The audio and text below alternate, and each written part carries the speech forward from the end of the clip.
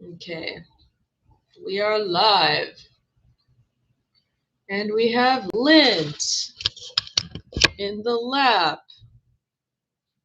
a lap of lint.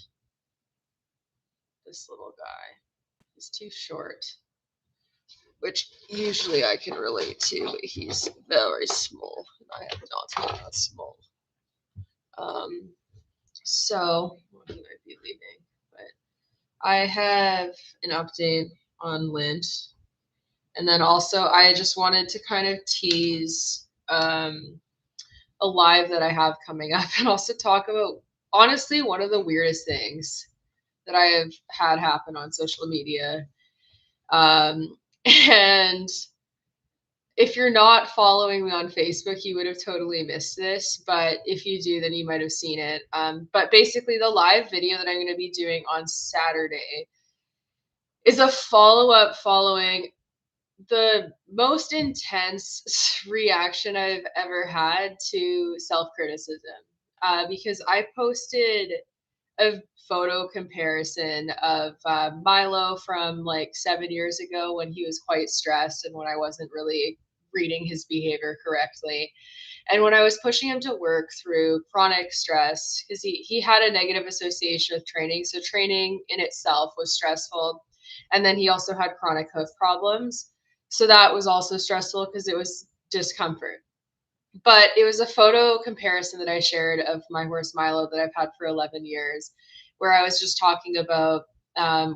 Initially, I posted just the bad photos where I was talking about how I used to think that these photos were the greatest thing ever, and I was so excited about this photo shoot, and that I thought they were representative of such beauty, grace, and power, and they're photos that I would have shared proudly in the past, and now I don't.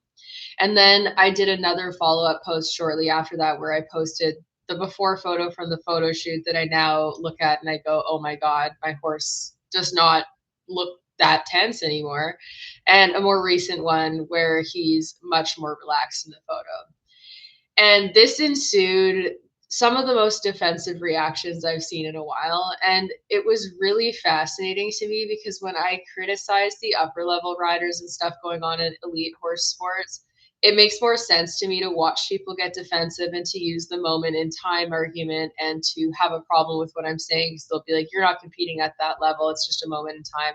But when it's a photo of myself with a horse that I've had for over a decade, it really paints a clear picture of the intentions behind most of these arguments that people make about moments in time. Because I proceeded to have an influx of comments about people arguing with me about my reality, about what Milo was actually feeling, and just being defensive of the before photo to such a point that it was pretty ridiculous.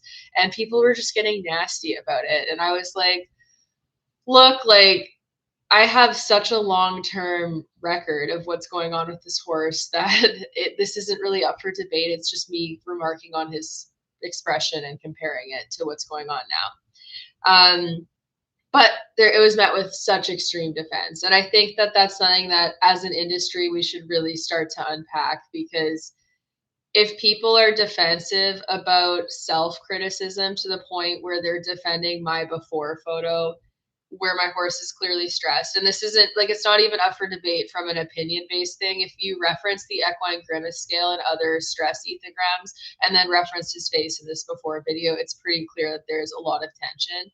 um, so it's not up for debate, but they're defensive of the before photo, and like the reason for it, obviously I cannot speak certainly for other people, but the only logical reason I could see people doing that is because they see themselves and their horse in the before photo, and for me to point out the stress issues in the before photo when they likely have similar photos struck a chord with a lot of people. And it was to the point where I was accused of over exaggerating, lying, not looking at the full context, and just not reading the whole picture. And it was really interesting because I didn't break down any specifics about what caused his stress in that moment to the point where I would like not specifics where I was like, it's the equipment in this photo that caused the stress. Because the photo comparisons, the top photo, he's in a snaffle bit And I'm pretty sure he was wearing a martingale too. I can't fully remember. And then the bottom photo was him bridleless. And a lot of people thought that it was a criticism just on wearing a bridle and me attacking all use of bridles. And they just jumped to that assumption that like the only thing that changed between those photos was the equipment, which just simply is not true. They're 7-year-old photos, and the equipment's the obvious difference you can see in the photos, yes, but people jumped to being very defensive instead of asking questions. So needless to say, I'm going to be doing a live on Saturday where I'm going to the I'm what's with this shirt? It's a horse related. I think this shirt's funny, but also just because it's a horse related, like I don't walk around only wearing horse shirts with horses on them. You know, like I do have a personality outside of horses. But I'm going to be doing a live on Saturday where I'm basically going to bring up like a bunch of images throughout my journey with Milo from the time that I adopted him as a 2-year-old to now where he's 13. And we're going to go through the images and his expressions and talk about the things that I believed at the time, fixes that I tried to use to address his behavior, and just do basically a deep dive into the journey with that horse, because I think that it'll provide people who are interested with more context. A lot of the people who got the most defensive, I don't think are wanting more context. I don't think that they are wanting the full story. I think they want to create the story that serves them best. But if they are curious, then fantastic, because I do think it'll give people context that could be helpful with their own horses, because I am going to talk about things like what fixes I tried to use for his behavior and the frustrations associated with that, because I think that's something that gets lost in translation in writing, because I do write a lot. Writing is my preferred medium for communication. However, on social media, people will read the first sentence of something and then just decide what it's about and respond in a reactionary manner without reading the whole thing, which does not serve me very well. Writing also lacks tone, so it's difficult to get the point across. If people are already going into it feeling defensive and feeling like they're being attacked, they're going to perceive tone in that type of way, where they're going to view it as more of an attack and more blunt and rough than what it might be intended. So what I want to do with this live is talk about the fixes that I tried to do, and also the challenges that come with when ultimately it's like, even during those before photos of me and Milo, like there were things that I felt were wrong. There was things that like didn't feel quite like, I didn't want him to continue behaving the way that he did. And I was actively trying to take steps to address those behaviors. They were just largely the wrong steps. And I want to go more in depth with that type of discussion, because I think that that's something that it's hard to articulate in writing in a way that people are actually likely to read in a timely manner, because basically the gist of it is seeking out help. And like with his feet issues is a great example. Seeking out help from professionals who know more than you, but having their perspectives also be outdated and archaic, and them not necessarily taking the right process. And that's not a criticism of all professionals. It's just that as a horse owner, we can get put in these places where we're actively trying to help our horse, where we want them to be comfortable, we want them to be happy, we want them to be more relaxed. But in the process of trying to seek that, we find these roadblocks. And then it can be really frustrating, because you can be experiencing criticism for not making things move along fast enough and not accessing the right types of help when you are actually trying. And that's something that I did face throughout those years. And his hooves were like a big problem that's going to come up on a lot in this discussion. But then there's also the discussion of all the equipment and supplements on the market that promises quick fixes. So like calming supplements are something I'm going to go talk about at length, because there's things that I sought out trying to find an immediate fix and trying to resolve his behavior as quickly as possible, that at best were band-aid fixes. And I kept looking in all the wrong areas to solve the problem, and it actually prolonged the solving of it, in addition to making the problems worse. So that's going to be Saturday live. With a lot of these lives, because I put so many hours of work into making the PowerPoints that I'm going to show, like they are ticketed lives, but for this particular one, I want to make it as accessible as possible. So it's going to be available by donation. I can see Gremlin, and I'm 99% sure Queso's behind the door frame. I'm going to slap him in the face. Yeah, I called it. Queso is literally he's a terrorist. He, like, his favorite thing, whether it's with dogs, cats, or humans, is to just hide somewhere and then just slap the shit out of you and surprise you. Loves doing it to Gremlin the most. Poor Gremlin. But so it's going to be that. So it'll be by donation. And if anyone wants to donate to help with the time that's put into it, that's great. And we're going to just go into more detail on his journey because I have so many photos and videos.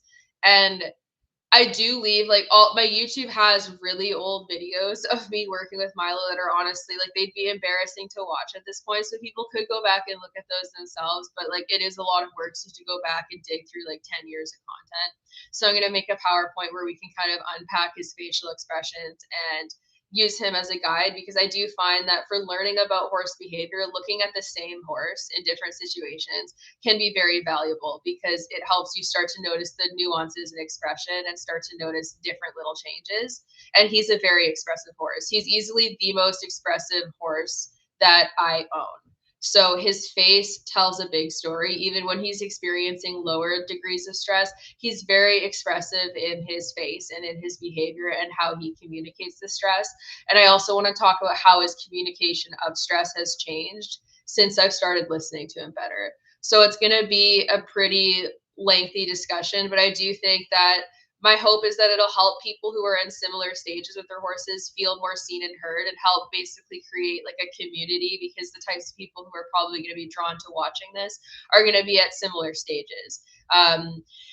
And then they can talk amongst themselves, find support systems, and I'll also provide resources that I used for studying more about horse behavior and like what specific products and things that I tried, because people can try different things, especially with hoof products. Like I've tried a lot of different types of shoes and different types of things on him specifically, and I could talk about what I felt worked, what the pros and cons are, like price point, whether how well it worked, how well it stays on, because my climate can be challenging for hoof problems because of how wet it is here. So there's going to be a lot of different stuff. Also, regarding the person asking if I raced Milo, I did not actually race him. He's literally the slowest horse ever. He's not an off the track thoroughbred, but I did gallop him on a racetrack when I worked at the racetrack. But yeah, he's very slow, like a full 20 kilometers slower than actual race horses when they're freezing. But like, and not even like good race horses, like mediocre, not good race horses. So we'll go more into detail on that sort of thing, and I'm hoping that it can help create a support system. And then if people from there are interested, then we can do like a group for people that are trying to work through stress issues with horses. Because I think one of the hardest things about stress with horses is there can just be so many contributing factors. There really can. And there's often major factors that contribute a lot more than others, but then there's little mitigating factors that can just be continuing on throughout time that you don't necessarily notice. Or even if you suspect that they're an issue, there's a lot of people who have different opinions that will try to convince you that there is no problem and that you should not be worried. So we'll go into that in depth, and that's going to be on Saturday morning, like this Saturday, December 13th. And that will be at 9 a.m. PST, and the recording will be available if you cannot attend live. However, if you want to be able to ask questions, I do recommend trying to jump in live, even if you can't come right when it starts. If you want to ask questions, jump in live, because I'm going to try to field as many questions as possible and just kind of go throughout that process and talk about it. And also, my hope is just like opening the door to normalize being able to criticize yourself and look back on the past and be honest in your interpretation of what you've been seeing and like how you felt in the moment and the changes that have been had. Because in the midst of all those problems, I couldn't have been honest to the degree that I am now, because that level of vulnerability, it opens you up to a lot of hardship and criticism on social media, especially with the ages that I was. Like when you're in high school or fresh out of high school or in your early 20s, it was just not a time where I was physically able to do that. But now I can. And my hope is to just normalize this idea where if you open the door to look at yourself through an honest lens and you're self-critical, it makes it a lot harder for people to be extremely critical of you in a way that is really hurtful. But the next thing is, for anyone who's here for the update on Lint, we went to the vet today, and like I worry about that little guy a lot, because like I've never been this close to caring for an animal that has been as unhealthy as he was. Milo was rescued from a type of situation where he would have initially been as unhealthy as Lint, where he was like a 1, or like Milo was a little more healthy, which is like, I use that very, very generously. He was a 1.5 on the body scale, so he was still emaciated. However, the SPCA will not adopt animals out when they are that ill because they're just so at risk.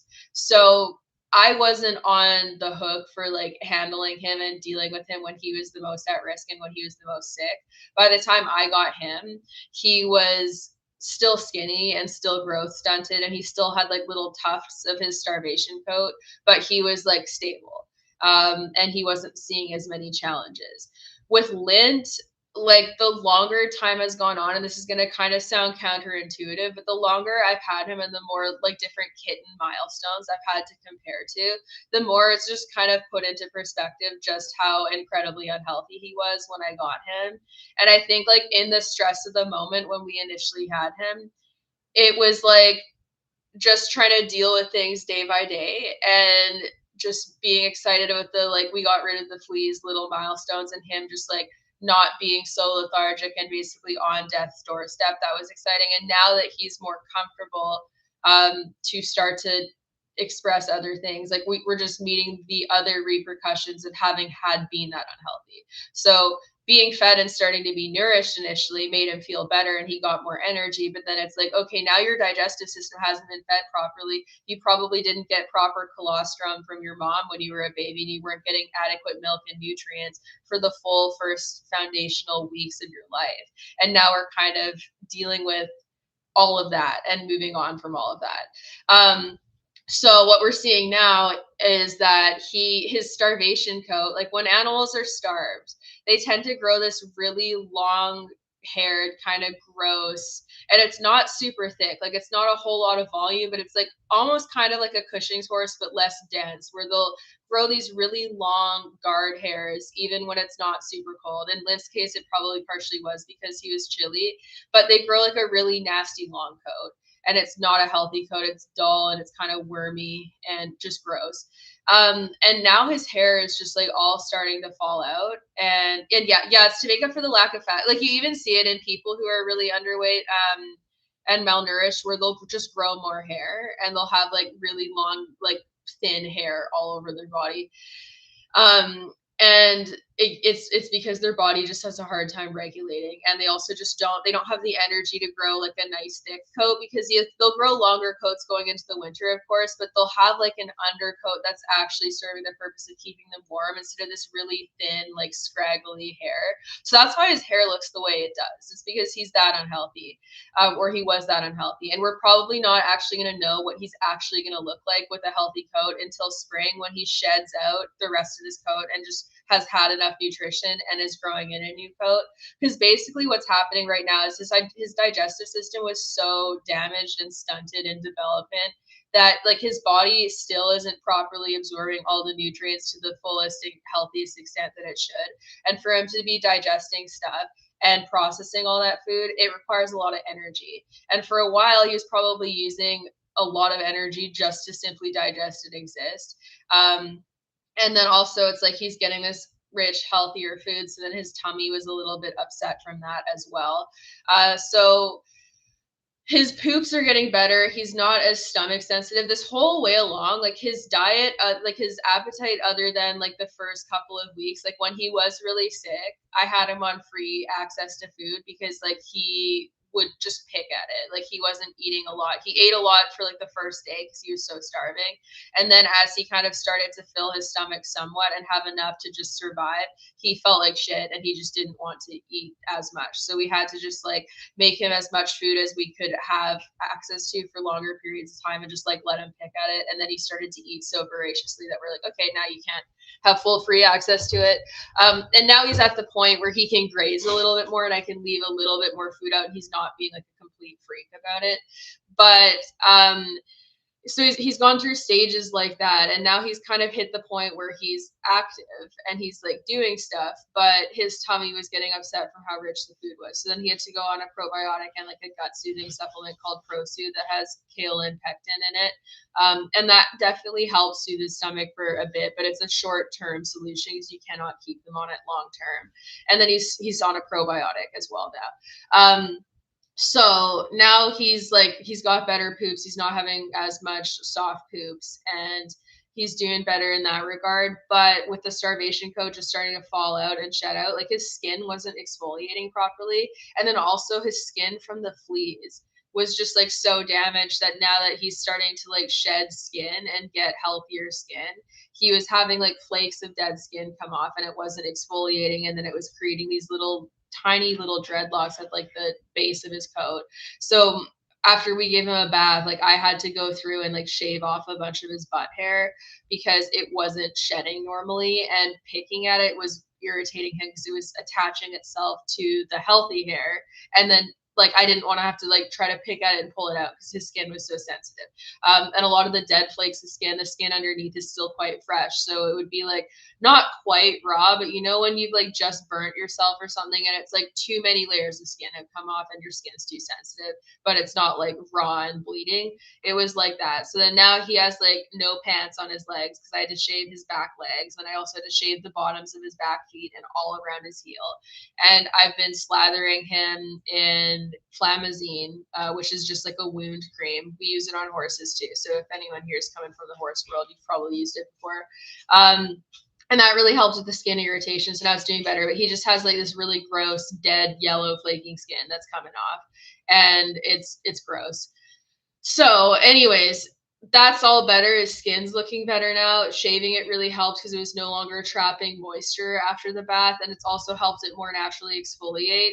And yeah, he has no pants. He's no pants, and his ass is more washed now. It's not no pants and an unwashed ass anymore. The ass is washed. Oh my God, 3 people just joined as I was saying that. And I'm so sorry that that's what you came in at. But yeah, no pants, and his coat's doing a little bit better, but it's just like his coat is just gross. Like I cannot wait for him to shed out the rest of this, but like he still needs it on his body because it's cold. So um like we obviously heat the house is heated more for him than everyone else. Like we keep the heat higher, and then he also has this little heat pad after he's had baths. But we're trying to give him less baths because it's also hard on the skin. So we only bathe him when he really needs to. And now that his poops are doing a little bit better, that's all good. So then at the vet today, we were really worried about how his weight gain had slowed down because the last time I took him in, he like the last time the vet weighed him, he was 2 pounds and 7 ounces. And then this time he was over 3 pounds. But then I weighed him again like 3 days ago, and he was 2 pounds and 11 ounces. So his weight was going up, but he kind of plateaued and he just wasn't putting on weight the way that he should be. And like, if you were to feel him, like anyone who has healthy kittens that pets him can pet him and go, wow, this kitten is skinny and lacks muscle, which is absolutely the case. But it's because his body was literally eating itself for the first large part of his life. And it's been 2.5 months since then, which is like probably like we think he was probably about 6 weeks when we got him, but like we can't really say. Like he was old enough that his eyes had changed color and he was like already eating other types of foods, but he was still nursing a little bit. So I don't like 4 weeks, usually their eyes are still a little bit blue. So I don't think he was like that young, but it's really hard to say because we just simply don't know. So he weighed in at 3 pounds 3 ounces, which means he's gained like I sorry, I hate the imperial system because I always forget how many ounces are in a pound, but it means he's gained several ounces since the last time I weighed him. Sorry about that. How many ounces are in a pound? Okay, 16 ounces. So he gained like 10 ounces since the last time I weighed him, which is quite a bit. And that's really good. So now his weight is going up and there's a difference in his energy level. But then the next thing was that his belly is still like quite bloated, especially after eating. And it's just not how a healthy kitten belly should be. It's not because of parasites. We know that for sure. So he, like, the soft poops in the belly is likely bacterial related, because kittens that are unhealthy, if they're nursing off of their moms and they have a bacterial infection, they can get it from that, or they can get it from water, or they're just more susceptible to picking up any type of little infection because of how bad their immune system is. So now he's on an antibiotic to treat that. And he is going to be on that for 6 days. And then following those 6 days, he's going to go in for probably another checkup before Christmas. And then hopefully we'll be all set and stable before the holidays, so he doesn't have to go into an emergency clinic. Like right now, nothing's been emergent in the sense that his appetite has been fabulous and he's not being lethargic. He's just been playing a little bit less than how he used to, which is noticeable because there is just like a reduction in play behavior over like the last week and a half or so, which has been of concern, obviously. So it's something that I notice, and I'm just careful about what like just keeping an eye on him, because baby animals can crash really really fast. So got to be careful. He's definitely scared at the vet, sadly. Like he hates going in his little kennel to go to the vet. That's something that we're going to work on soon, but he's had to go so often that it's like it's just it sucks for him. And I think kennels in general are probably a bit of a stressor for him, because I had to shove him into a kennel when I caught him, and like that would have been very stressful and traumatic. But he is such a good boy at the vet. Like once he's at the vet, he just kind of sits there and he's excellent to examine and he's great, but definitely not having a good time. Not scared enough to stop taking food, which is really good. Like again, he's so food motivated, which is helpful. Part of the reason why I haven't started training him with food yet was because of how voracious and kind of stressed his reaction to food was initially. I didn't feel good about using food for training just because he felt like he was not getting enough. So now that he's starting to get more balanced and normal with food, it is a time where it'll work to start doing some training with him. But yeah, the main thing was just getting the weight on and getting him healthy. And it's been a lot. And I've worried about him a lot because like I just noticed all little things about him, and like keeping a really close eye on him, because I don't want him to just crash and not get healthy. But like it's hard to stress just how unhealthy this little kitten was when we got him, and how hard it has been to get him back to like a baseline. And he's still not like at a baseline level of health for a kitten.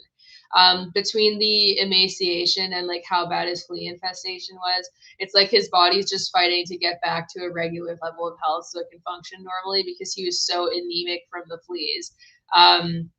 That he was also unhealthy from that. So it was like all of these different things combining to just be a massive little problem for such a little guy.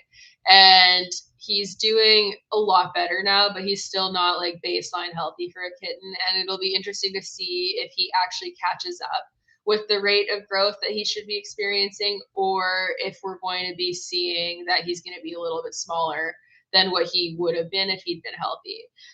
So it'll be interesting, because Milo was very stunted when I got him as a 2-year-old, and he grew up more than they thought. Like he exceeded the vet's height expectation by quite a bit. So it'll be interesting to see if Lint ends up being like a normal sized cat, or if he ends up being small. Yeah, a sick kitten is basically an airplane piloted by a 10-year-old who played plane-related games at some point. A mess. Yes, exactly. And pretty remarkable that he managed to survive how he did. I've had a lot of people asking about his siblings and like the other cats, which we did try to catch them. And like unfortunately with the other cats, the location where they were made it really difficult to trap them, because you're not allowed to trap on private land unless you own the land or have permission from the landowners, which I did try to get. And technically you're also not allowed to trap on public land, like which would be like the side of the road. I set a trap on the side of the road anyways, because I was like, these kittens are gonna die if I don't get them. But I wasn't successful in catching any of the other cats, and I tried for a week, and then it hit the point where I couldn't keep leaving the trap out, because you have to be able to check it multiple times a day, and we were not having sightings anymore.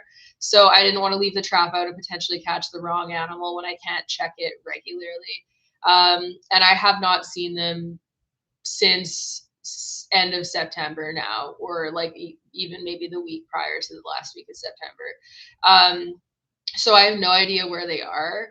The sad thing is that I think that his siblings have probably passed if no one else caught them. And based off of how one of the neighbors treated me for trying to catch him, I cannot imagine that someone else did catch them unless they somehow managed to lure them into their house or something.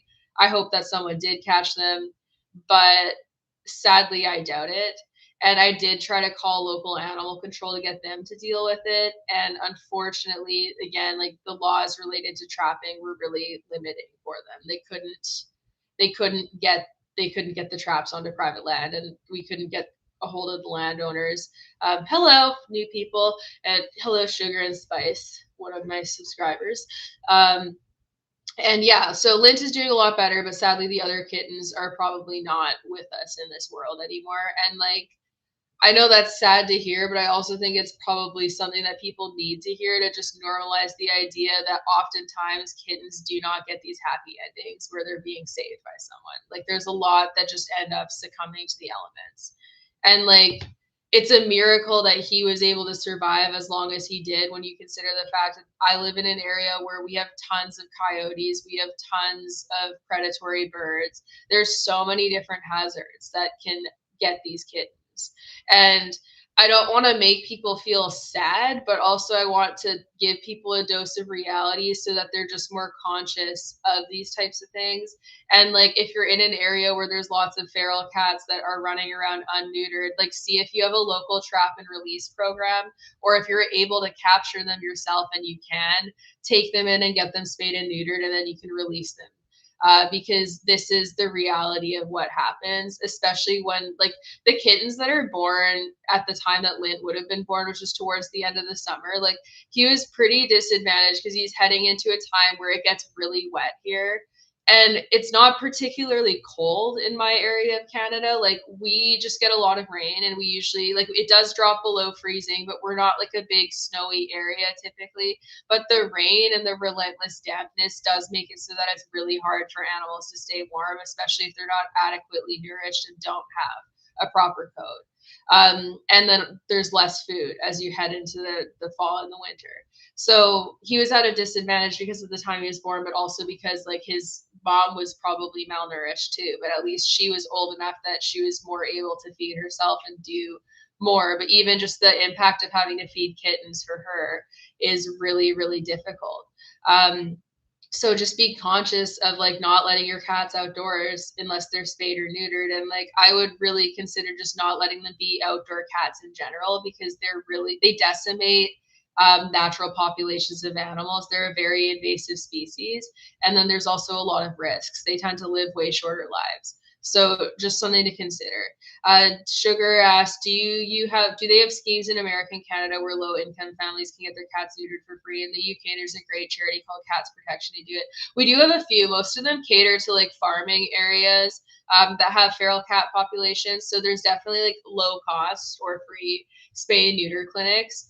But it is difficult. Like it's something that I do think we need more of, because it would just prevent this level of risk. And it's really sad because it's all so avoidable. And I just think that it's easy for people to not see the issue or to make excuses or to downplay it when they're not seeing it firsthand. Because when I think anyone, even people who actively defend letting unneutered cats roam and just like reproduce, if they were to handle a kitten that was that sick, I don't think that they could keep justifying that unless they're just truly a heartless person, which I don't think that most people are. So it's so dangerous and unsafe, and just like it's a scary place for them to exist, just roaming around loose in the wilderness. So especially as kittens, and it's so much easier to just spay and neuter your cat. And like honestly, if you cannot afford to spay and neuter your cat, like you just shouldn't get one, or you should consider adopting from a rescue where they will be spayed and neutered for you before you get them. And like the spay and the neuter, like for cats especially, it's just really not that expensive. So if you can't do it, it's like don't get a cat, or at the bare minimum, you should be taking all the precautions possible to make sure that they do not get outside. So the other thing too that I see with a lot of people who defend outdoor cats a lot is that they say that cats get bored inside, which they absolutely can. but I think that is on the owner for providing a lack of enrichment. Like they need high areas and climbing areas to go. And I understand that there's challenges that people can face for setting those areas up in their house. And then it might be where you just need to play with your cat more. But there's ways around having them like feel the need to go outside. Or if they want to go outside, you can put them on a leash. You can leash train them just like you would your dog. And I think that's kind of what we need to move more towards, where like with dogs, it would be viewed as very unacceptable to just let your dog free roam in most areas. It's not generally accepted, but with cats, people think that it's normal, and they can be leash trained just like dogs, and they can have really good recall trained. Like Queso's been leash trained, and he does really like to go outside. Like he does really enjoy going outside, but it's within the context of liking to go with people, and it's not like he's sitting inside and upset. He only really cares about going outside when he sees the dog or someone else in the yard, and he's like, "Why am I not out there with them?" And he's got really good recall. So like I still leash him because I'm paranoid because there's so many coyotes. But he's gotten out once by accident where he ran out with the dog, and literally all we had to do is call the dog back and call him, and then he came running back. Like he does not want to be outside alone. And he's not allowed to be unless it's an accident like that, because I just don't want to risk having him go missing or something. So just building more enrichment within your house. And like if you don't want to use up a lot of floor space, you can get cat wall shelves, cat trees. Like if you're like, I'm not a handy person, I haven't built any of my cat trees, so I can't take credit for that, but like they are not that hard to build if you get like a Pinterest plan and you build them, if you don't want to get them. But yeah, cats are like they're a lower maintenance pet than a dog, from the standpoint of like my dog needs me to go out and walk her and give her exercise and like let her outside. She doesn't use a litter box. So she needs more hands-on deck care throughout the day. But cats still need a lot of attention, and they still need a lot of enrichment, and they still need entertainment and stuff to do. And getting up and down high places is a huge thing, especially for people who find that their cats get overweight. If they have more high areas to go and they're climbing more, you'll find that their weight doesn't get out of control at all, because they're just expending more energy climbing. And it's really as easy as like just putting their food up somewhere high too, and then they have to climb when they go to eat. And obviously, like if they're injured or if they can't physically do that, it's not fair to make it coercive like that. But if they're physically capable of climbing, then you can do that. So and yeah, like honestly, I understand like why certain people do like my a lot of barn people that I know have barn cats, so they're outdoor cats, and it's like a little bit different than like a suburban living cat because there's less roadways and stuff to be worried about. However, you still do have to worry about predators. Like in my area especially, there's just so many coyotes. There's so many coyotes and birds. So and like it's to the point where honestly, even people with small dogs, like you'll never see me getting a small dog that is small enough for an eagle to pick up unless I have a big dog that it's basically always attached to, or it's wearing a coyote vest, because we just have these open hay fields, and like all like if your dog is roaming around in the hay field and they're small, they can easily get picked up by a bird too. There's just so many predators. So for me, that's something where it's like I always would probably select a dog breed that's a big enough that it's enough of an inconvenience for a bird or a coyote to try to go after, that it's not going to happen. Because my old dog was a West Highland Terrier, and he did get attacked by a coyote, and he miraculously survived it. And it was a situation where he wasn't even left unattended. He was at work with me, and there was a lot of people around, but it was a big property with lots of open areas. And the coyotes were pretty comfortable coming around, I guess, and they snatched him off the racetrack while he was watching me gallop. And he got mauled and had 2 punctured lungs and broken ribs, and then like a bunch of lacerations. And he managed to run himself back up to the barn with broken ribs. And we took him into the vet, and then he had surgery to reinflate his lungs, and he ended up being totally fine. But obviously really scary situation and really crappy situation, and like that's just how coyotes are, opportunist hunters. And we also can't even blame coyotes. Like I see a lot of people that get mad at coyotes, and it's like they need to eat too, and you're introducing an easy prey into their environment. So it's hard. And yeah, building catios you can also do pretty easily. Like I'll try to, once the weather's not terrible anymore, I'll try to do some more videos showing the catio that my landlord's built. Because if you look at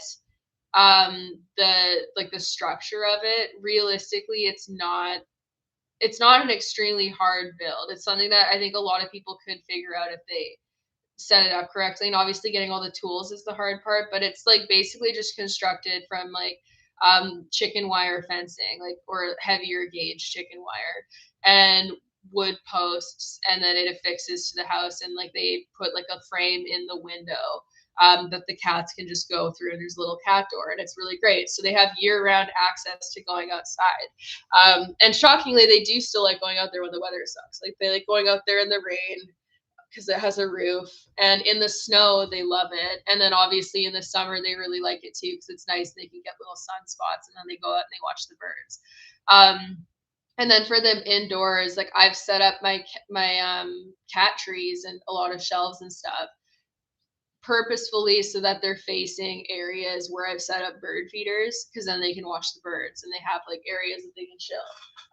Like Lance is on like a window bed that they have right now chilling, and a lot, like they all have their favorite spots, so they all have little places to go. But enrichment, if your animals are being annoying indoors, is usually a good way to help resolve that, because a lot of annoying behaviors come out of them just being bored. So if you correct the boredom, you can make a pretty big difference in how they're feeling, and then they'll be less annoying.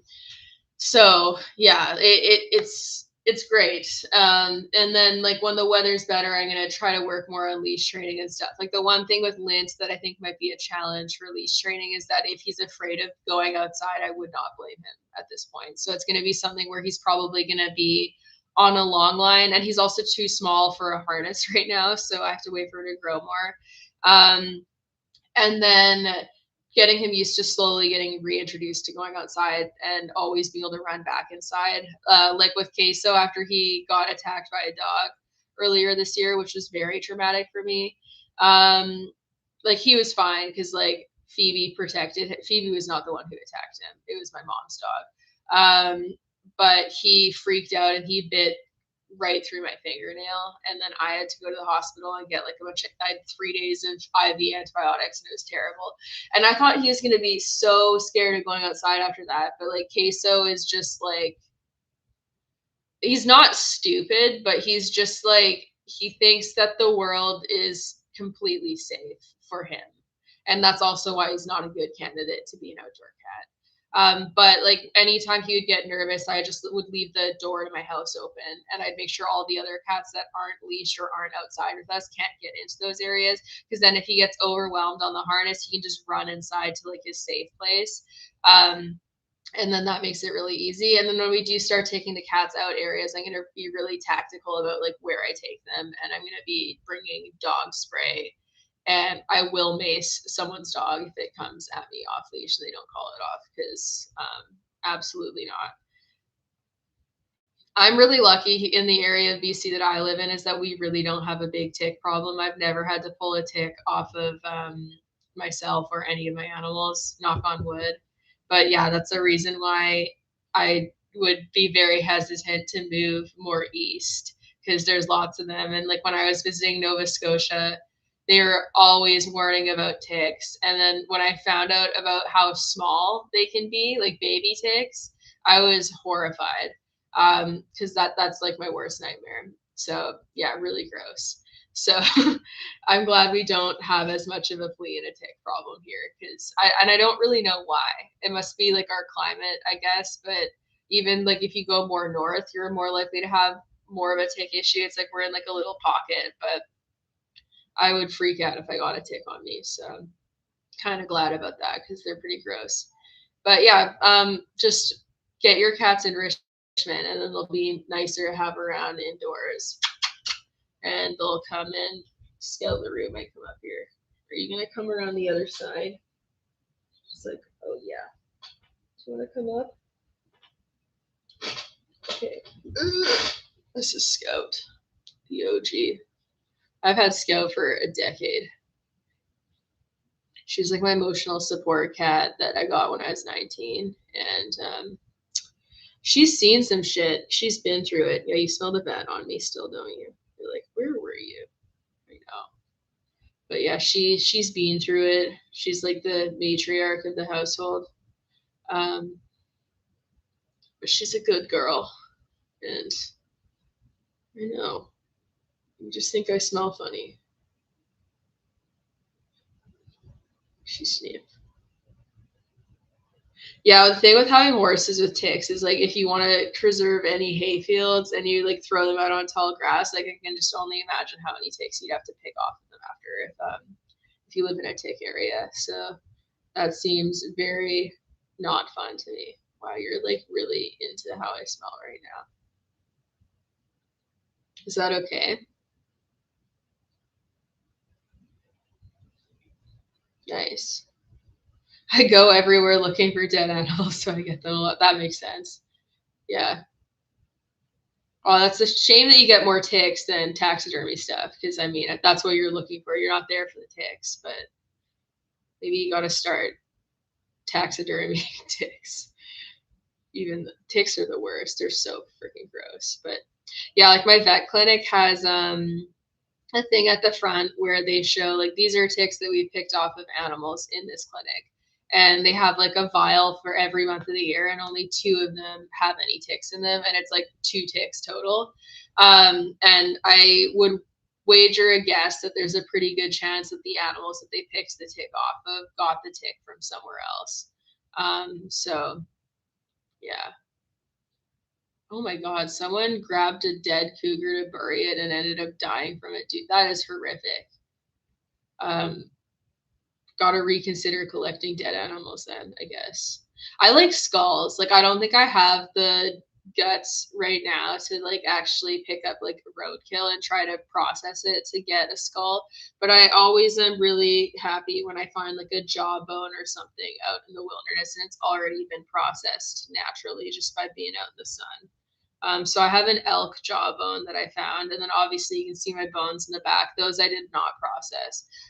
The skull I got off of Craigslist for like $40, which was like an insane deal for like a full intact horse skull. So that was excellent. Um, and then I have the leg bone, and then the elk jawbone is not right there. So, but yeah, that's my bone stuff. But I do like bone. I also have a bunch of teeth that I get from like the horses that lose them. I'm really afraid of beetles. Like if I wasn't afraid of bugs, I would be really unstoppable. But unfortunately, I am. So yeah, it's a shame. Like Nick could handle the beetles. If I got actually, yeah, if I got beetles to clean dead animals, I would just get Nick to deal with them. So I'd be like, you just got to make sure none of these get in the house or on me. So, but yeah, I hate bugs. Um, but yeah, beetles in particular, and like any like like a lot of beetles can fly, so that's part of it. But beetles and any type of like flying bug, like I really don't like moths. Um, Spiders I used to be really afraid of, and we've kind of come to an understanding where it's just like you exist, but exist over there, and like I'll exist over here, and that's fine. And yeah, so that's my relationship with spiders. Yeah, like the water I think would be good for preservation, but yeah, the smell, you'd have to have a big enough property to like set it somewhere else. Um, but yeah, like spiders, the only like I used to be so scared of them, and like I think how I read a poem, and it's a pretty popular poem. I don't remember who wrote it, but it's just basically like about killing animals just because they're in the wrong place at the wrong time, or like bugs, and just because they're small and you're afraid of them. And it was a really like it's so much more articulate and beautiful than what I'm making it come across. But it made me feel bad because like there is no other reason for me to kill a spider other than the fact that I was afraid of them. And I was like, that's really unfair because it's not for any actual purpose. It's just because I'm afraid of them. And that's not how I would want someone to respond to me just because they were afraid of me. So I try to just catch them and release them if they're big and they're in the area. Um, or like if they're small enough and they're kind of just doing their own thing, I just leave them be. Like I have a bunch of cobweb spiders that just like chill. And Nick said that they eat wolf spiders. So like wolf spiders I'm way more afraid of. So I'm like, okay, cool. If you guys are eating the guys that I like less, good for you. But yeah, like I feel bad when I hurt spiders just because I'm afraid of them. Like I really try, like, and honestly, any bug, I just try not to, unless it's like actively trying to hurt me. Yeah, that's the exact one. The one that's like, I hope I will not be killed for the sin of being small or something. Like I'll find the poem. Let's see, because there's a few good ones. There's also another one that I read that's about like a deer getting hit by a car and that you hope that they find something nice in the afterlife, and it's so sad. It might be the same poem. Okay, let's see. I hope that it will say who wrote this because I don't want to just like say it. Wow, someone like blocked out the Mercy. Okay, it says it's by Rudy Francisco, but I don't know if that's for sure the case because a lot of people have reposted it. Yeah, this is one of the this is not the exact same one, but this is one of the ones I was thinking of. It says she asks me to kill the spider. Instead, I get the most peaceful weapons I can find. I take a cup and a napkin. I catch the spider, put it outside, and allow it to walk away. If I am ever caught in the wrong place at the wrong time, just being alive and not bothering anyone, I hope I am greeted with the same kind of mercy. So that's one of them. There's definitely a different one that is not that one. There's one about that I hope I'm not killed for the crime of being small.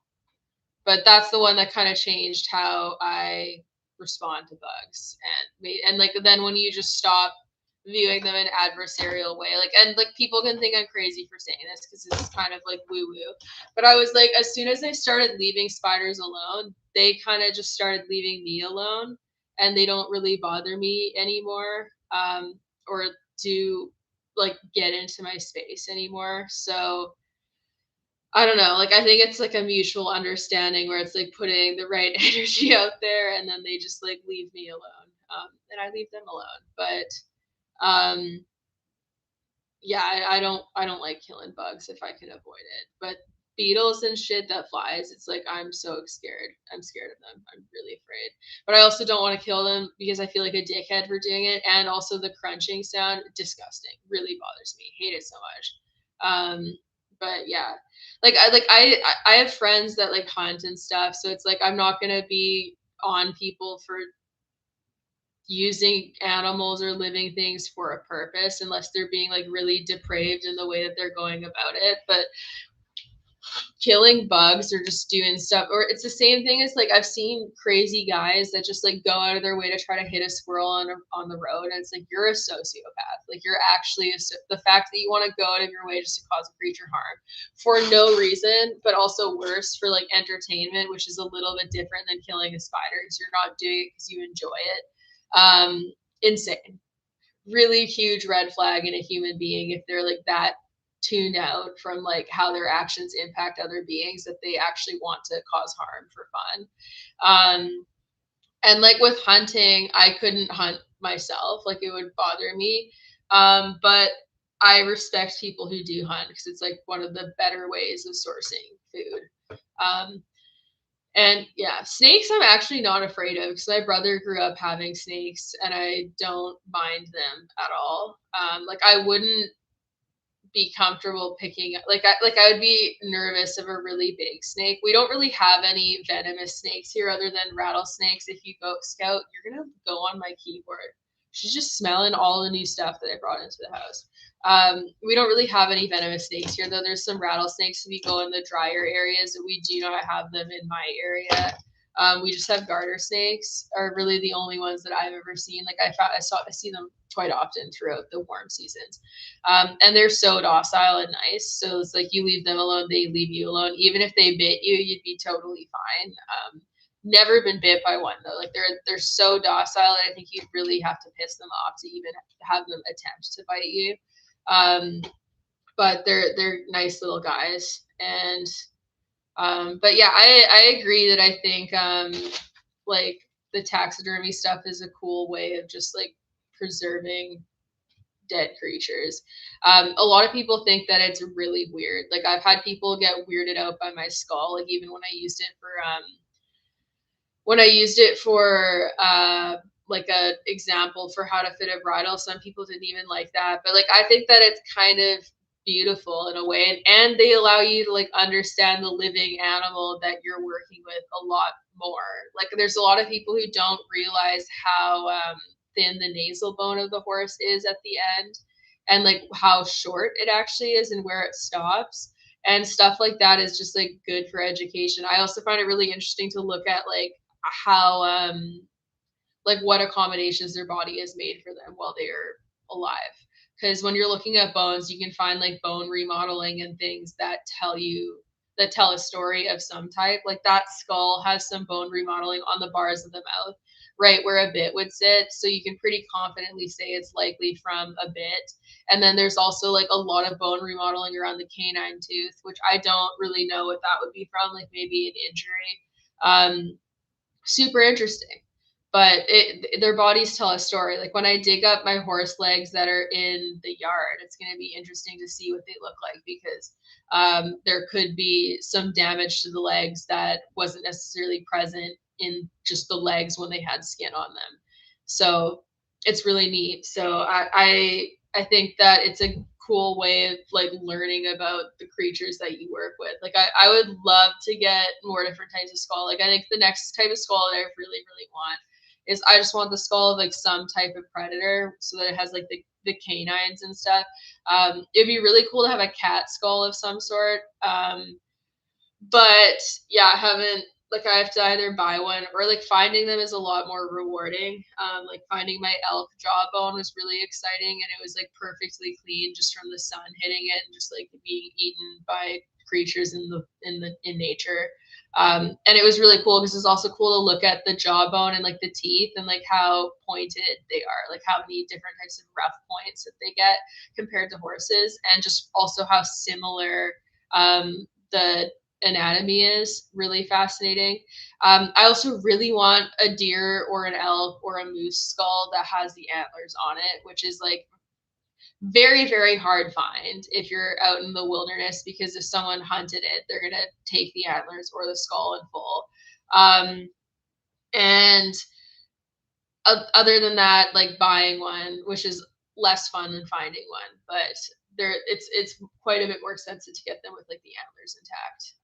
So I might have to like try to bribe my friend who hunts into selling me a skull, because they're so cool. I really want one with antlers. They're just so awesome. Yeah, if you go where you find Lint, I'd say there might be at least one tiny skull. So morbid, but so true. Yeah, I almost posted a video that because I was filming how cute Lint was being, and I was like, "Oh, Lint, you're so cute. I'm so glad that you're alive." And my mom, who is also like super on the spectrum, and she was not saying this to like not be caring, but she's just like, "Yeah, Lint, your siblings are dead." And I was like, "Mom, why would you say that to him? It's just a baby." But they are. And dark humor is kind of how you function, because it's like, that sucks. Wasn't our fault. We tried to resolve it, but it is what it is. But yeah, like I at least hopefully they fed another creature in the forest that needed food, because what the hell? Yeah. I've also never seen a moose before. So that pisses me off as a Canadian. And like I'm planning on probably doing a northern road trip, like up to the Yukon and Alaska once the weather is nice. And if I do not see a moose, like I've everyone around me, I've told them that it's like until I see a moose, they're not real. And if I don't see one driving to and from Alaska, they for sure are not real. Like 100p, not real, completely fake, cryptid, don't care, don't believe it, not until I see one, because I need to see one because they're so cool. And I also would love to be like not close to one because they're aggressive. And like I think one of the funniest things about people who aren't from areas where there's like big predators and stuff is that a lot of people are really afraid of like bears and or honestly even more so cougars when they're hiking around in like BC and other areas. But you're like more likely to get attacked by a moose than you are a bear. They're really dangerous. And like, not in my area because we don't really have moose all the way down here, but like bears and like cougars also just like leave you like it's unheard unless you're like a toddler that's walking around alone. You're probably not going to get attacked by a cougar, and you're probably never going to see one. I would love to see a cougar for that reason because they're beautiful, but like seeing one is like unheard of. And also, if they're trying to kill you, you're probably not going to see it until it's already hunting you. But a lot of people are super scared of cougars, and when they hear that they're in like cougar country, when they're hiking out in BC, especially on Vancouver Island, because Vancouver Island has like the most dense cougar population of the whole world. So they're like everywhere if you're going out in the woods there. Like everywhere in the sense that there's lots of them, but you're not everywhere in the sense that you'll see them. I've never seen a cougar, but they're not going to hurt you. A lot of people are also really afraid of wolves, which is also really interesting to me because, again, wolves highly unlikely to attack you. Highly, highly unlikely. Wolf attacks are like almost unheard of, and they're just really beautiful animals. Would love to see a wolf.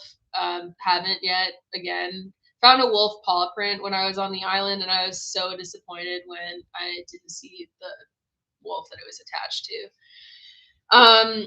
So one day, because that would be really neat. But yeah, they're not gonna like big predators usually aren't gonna attack you unless they're very hungry. Like grizzly bears, different story. If you like walk in on like a mom and cubs, or you like they're resource guarding their food, more of a concern for sure. But a lot of people here leave their dogs chained to the doghouse and then got surprised and got eaten by. That's such a horrible thing to do, even if you don't have big predators.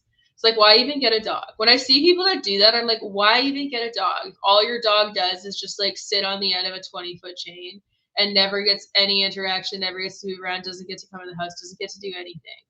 Like, why even have a dog? I don't like my dog lives in my house with me, obviously. I do understand that some livestock guardian breeds like living outside. Like we have a livestock guardian dog on the farm that my landlords have, and she lives outside, but it's because she prefers to be outside. She doesn't want to go inside. Her inside's like the barn. But friendly, loves everyone, gets to just live her life and be a dog, and is still treated like a pet. Like I don't understand why people get dogs if they clearly don't want to like interact with the dog, or be like nice to them or care about them and give them like a cool place to live. Because yeah, living on the end of like a rope tied to a doghouse would be the shittiest life ever. It's not even like you're getting moved around to different areas. Like with people that don't necessarily have a fenced yard but might have to stake their dog in somewhere.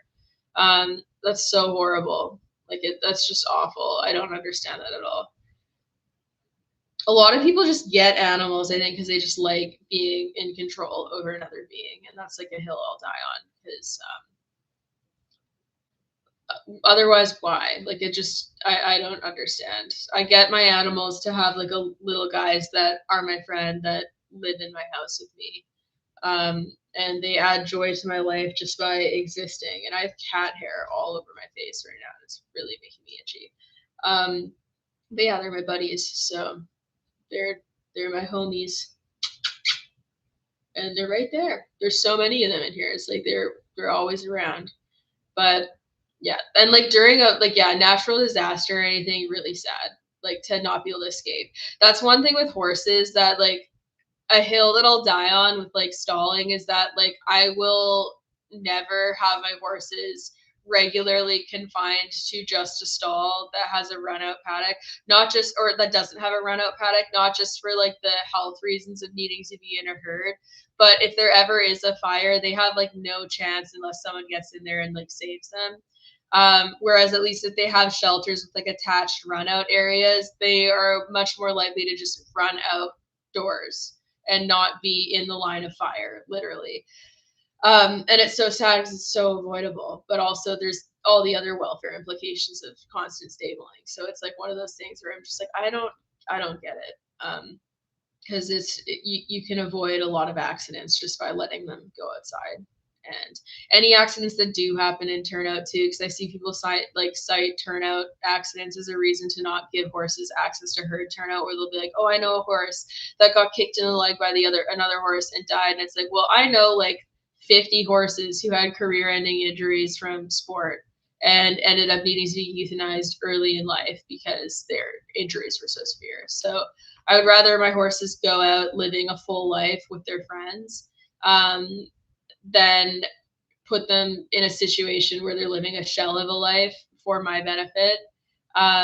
And also a lot of field injuries where horses are like kicked hard and like seriously injured. If you actually look into what led to it, there's usually signs that are related to like how the humans have set up the turnout, the resources, the types of horses being put out together, etc. That can get that cause the issue in the first place.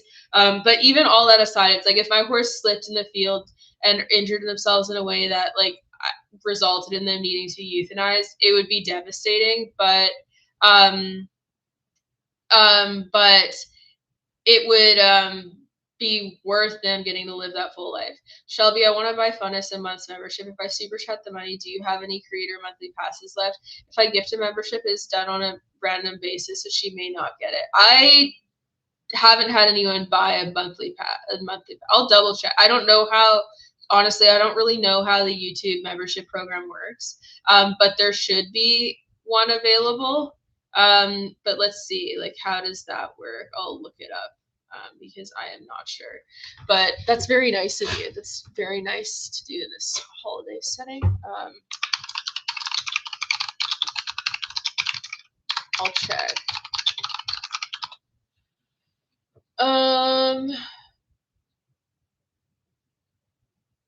Announced in chat. Okay, it says that you just do it in the live chat, I think. I'm confusion, but I think that it should work, but I don't know. I don't know how. Like, I can't say for certain because I'm like technologically not there. Show your support. Engage with your audience. I don't see a button right here, but maybe I'm just like not smart. Oh wait, let's see.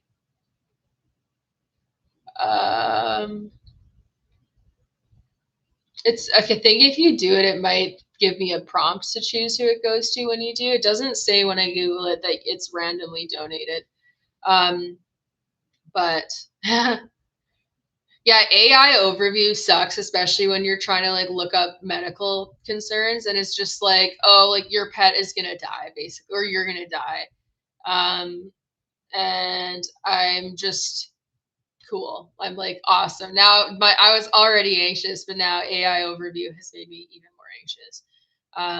So that's fun. But yeah.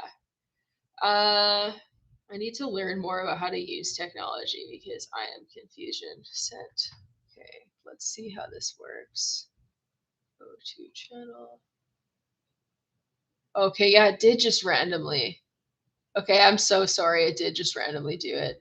I think that the only way to do it then would be to like send it via PayPal or something and then just let them buy it. Because yeah, I don't understand. It didn't give me any. Oh, it'll let me. You have 10. Okay, I can send them to viewers.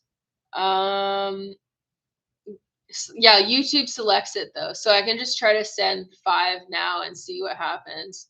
Let's see what happens. I just clicked it. If it still doesn't give you the, like I don't know. Oh, it's just gonna be fucking random people. Yeah, this. What are? Oh my god! It's literally still not. Man. Okay, well that didn't work. You would think that they would let you choose some of them or like have an option to. I don't know. Like you like cuz like with 5 memberships and like there's 2 members that are already on the chat then. So that means that there should have been like a 50% chance that she would have gotten it. Yeah, I don't know. So I don't know how it works. That's a bummer.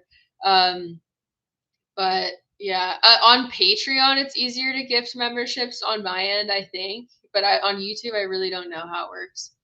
But yeah, I guess that those people just get a gift membership now. I don't know how any of this stuff works, so I apologize. But yeah, so On Saturday, that's going to be the next time that I'll do a live on here, because I'm going to be doing the one about Milo's journey. And then I also do have another like Zoom live webinar that I'm doing for like getting started on rewards-based training, that I'm selling tickets for. And it's just for people who want to do foundational stuff and learn about behavior stuff, and doing stuff like that. So that'll be coming up on Wednesday too. So there's going to be a few different things that are happening, that are going to be pretty exciting. So I hope that some of you guys tune in for that. And then I'm going to keep people updated on Lint, with what's going on with him, because he just started his, he's still sleeping over there. He's just started his antibiotics today. And he is going to be on them for the next 6 days. So we'll see how that goes with him. And hopefully we'll end up seeing some changes in the size of his belly, because he's got a belly. And then I also got a new camera that I've been playing around with, mostly inside, that I'm going to be taking more videos with as time goes on, because it's just way higher quality, especially indoors. Like the indoor shooting in low light is phenomenal, which is very exciting.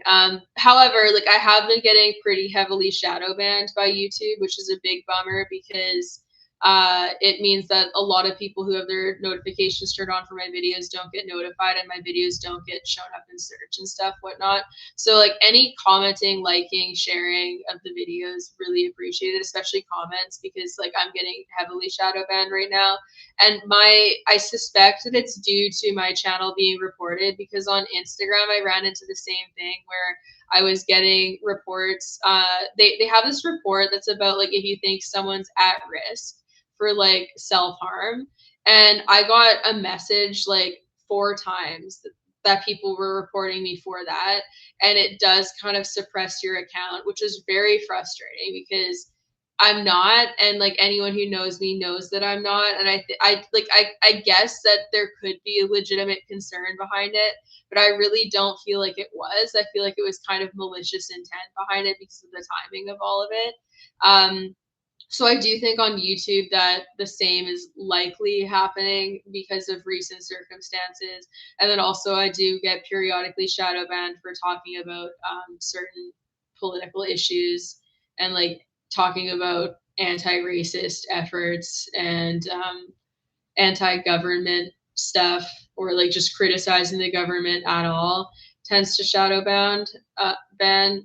Oh, Shelby, do you know AP Beauregard? She posted a video. I know who she is, just because she posted a video about Nick a few months ago that was like wild. And like really, so I don't watch any of her stuff, because I kind of watched that one video and I was like, you're way too old to be behaving this way. And I had enough of that, because it's like she's just it's like giving high school drama, but your high school reunion for like 30 years out of high school is coming up very soon, is how it felt. So yeah, I just don't keep track with that stuff, and yeah, hard pass from me.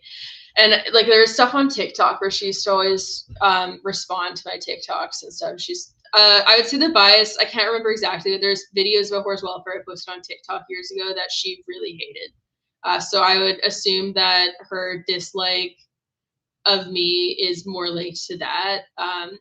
Also, like I just think that we should take note of people's criticisms that they make, because the video that she did about Nick was just like her going off about how I told him it doesn't matter what side you walk on the horse, because it's tradition based and it's not relevant.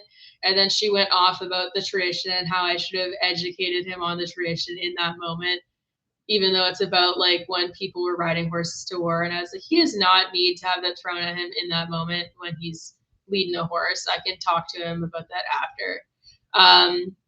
And yeah, so it just seems very nitpicky to me, but I just don't think that it's healthy behavior, so I don't follow any of that. Like I've muted both accounts, hers and Raleigh's, just because of how toxic a lot of it was. And I do find it interesting when people get mad about my advocacy posts that are talking about welfare issues that are actually tangibly like proven by some level of evidence, and then they go off about things that are largely opinion based and are also largely harmless, um, like my boyfriend walking on the right side of the horse. So also we should train horses to let people walk on either side because that's better for them anyways. It's not good to only do things from one side. So but yeah, like I just, and like that's why I don't respond to that stuff, because I do think that it's an attempt to try to use someone's following to like create relevancy to some capacity, uh, with how often she does stuff like that. And yeah, I don't really get it. Like there's some people out there, because I've been online for a long time, that have such a level of vicious animosity towards me to a point where it's just like, this is very unhealthy, because like if you're just sitting and you're stewing and you're this repeatedly angry, and the other thing to me too is just like watching someone's content that often when you clearly don't like them, and just going out of your way to repeatedly go back and watch them and like fester that resentment is really weird. um and it's just not healthy. And there's been a few people in like the decade plus that I've been on social media that have just said and done things that have made me so deeply uncomfortable just because of the level of malice behind it, that I've just, yeah, it's not good. Because yeah. Do you have training tutorials on your Patreon? Yeah, I have lots on Patreon, and then I'm gradually adding all of the ones that were on Patreon onto YouTube members as well. So you can join, like either one works. But yeah, Patreon has lots, and then I also do monthly Q&As on both.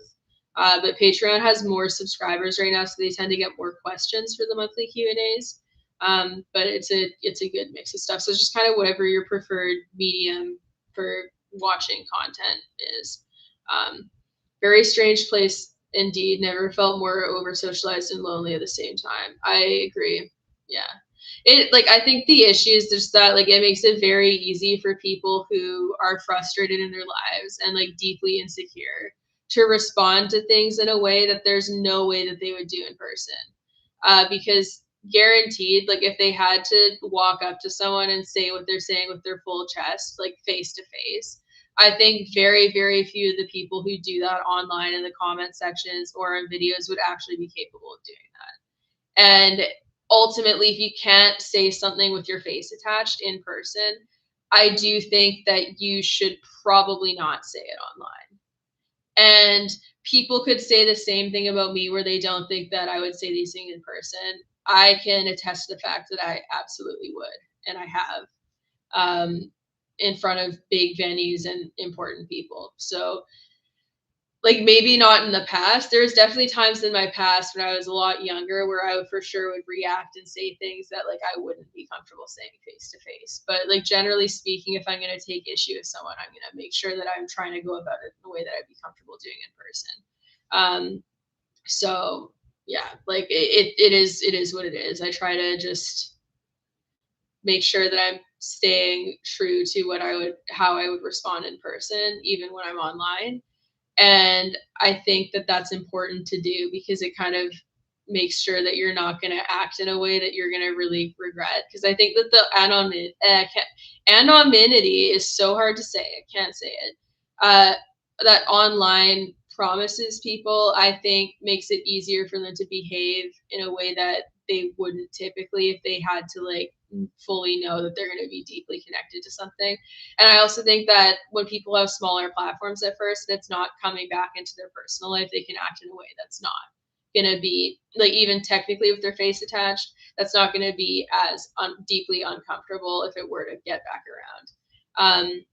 But yeah, like I've had some stuff happen where it's just like the level of anger, vitriol, and animosity from someone that like does not know me, has never met me, and at most is just angry about my belief systems when it comes to horses. It's really interesting, but it's also, it's just like really unhealthy for like both sides. because that level of anger and animosity means that you're likely not processing other areas of your life where you're feeling frustrated or angry or insecure, and you're just like seeking faces online to use as an outlet for like offloading that anger and resentment. And it's not a healthy way of doing that, and it just creates more toxicity. And I say this because it's like when I was younger, I used to do this to some extent. Like I didn't take it as far as what I've seen people doing recently, which is honestly more concerning because a lot of these people, it's like they've aged with me, obviously, so they're like older too, and it just hasn't changed. But it's like at some point you kind of need to get a handle on that and like not behave that way, because it's like no matter how much you don't like someone or disagree with their opinion, like I think most people, unless they're truly truly terrible people, they don't actually want the person that they dislike to be harmed or to harm themselves, but they foster an environment where people can behave like that's what they do want and create a really toxic environment. And it's not healthy, because then amongst that group of people there can always be people who actually do wish to cause harm. So yeah, and like social media does not handle threats and stuff very well, or considering like getting a handle on concerning behavior, because like there should be stuff that's getting flagged if like one person is repeatedly making really concerning comments. Their whole account should be flagged, but it doesn't necessarily happen that way. But yeah, it's strange because like I do understand that I do say stuff that about the horse world that's controversial to a lot of people, but like the MO for a lot of people that deeply disagree with me is to attack me as a person, attack my talents as a horse person, and just try to discredit me and say that I'm not credible. But then they let my content get them so worked up and so angry, and then they repeatedly come back to my page simply to be angry. And it means that like something about my content and then being able to take out that anger on it is reinforcing to them. Um, and yeah, so it's not a healthy outlet for frustration. And um, yeah, I've actually had a few people reach out that had videos made about them that have said the same thing and that they got threats. And like some of them were a lot more personal and consistent than like what I've faced. And I do think that it's something that I think that like I don't like, people don't fucking need to like me. They don't need to like my content. They don't need to think I'm a good person. They don't need to care about any of that. But ultimately, we shouldn't be promoting behavior that puts other people at risk, regardless of like who it is. And something I have found weird is that like a lot of the people who've come to my page since I started talking about getting death threats, to like defend or deflect away from that, they brought up Charlie Kirk and were like, oh, well, he didn't deserve to die for his views or meet violence for his views, while they're saying that like I deserve the threats I'm getting because of what I've said. And that's pretty telling, because it's also just a disconnect between their views and like how they hold other people accountable, or like how their standards are for people that they like versus people that they don't like. And it was interesting to see. And also I got like some vitriolic transphobic bullshit from people who were defending, even though there's no mention of trans people in any of the posts I made about death threats. So that was also interesting, where it's like they're just going out of their way to shit on a group of marginalized people for no reason, to defend someone that they're claiming is not transphobic, which is very interesting. So yeah, either way, it's like I think that the problem with or not really a problem, but like the cost of authenticity is like not being liked. Like you can't be authentic to yourself, set boundaries, and like hold your own perspectives and belief systems and have everyone like you. To be most liked and to be most palatable to everyone, you have to basically be like a chameleon and change your perspectives as depending on who you're around. But that's not authenticity. Or you have to essentially be a doormat in some ways and not stand up for yourselves and not stand up for your views and never make people uncomfortable. And that is not healthy, and it does take a toll over time. Like I don't feel good about myself when I don't speak out about issues that I see, especially with the type of platform that I have now. I think that it's like a net positive to at least try to say stuff for populations of people, or like for horses who are voiceless or have a difficult means of like advocating for themselves because of how at risk they are. Like, I would rather piss people off for doing that than to just be silent and see the shit that I see happening and not do anything about it. And like, even if the talking about it doesn't go anywhere and doesn't do anything, because that's like a lot of people's excuse is that speaking out doesn't do anything, it doesn't make a difference. But like, not saying anything for sure doesn't make a difference. Speaking out, even if it doesn't change the systemic things, which I would beg to differ, because historically we have proof that it does, it makes people who are affected feel more seen and less alone. And that is making a difference. So it's not even just about looking at the whole bigger picture and making it immediate, swift change. If you can make other people feel less alone in their problems and feel more seen and feel like they're being advocated for, that is making a difference, and that does matter a lot.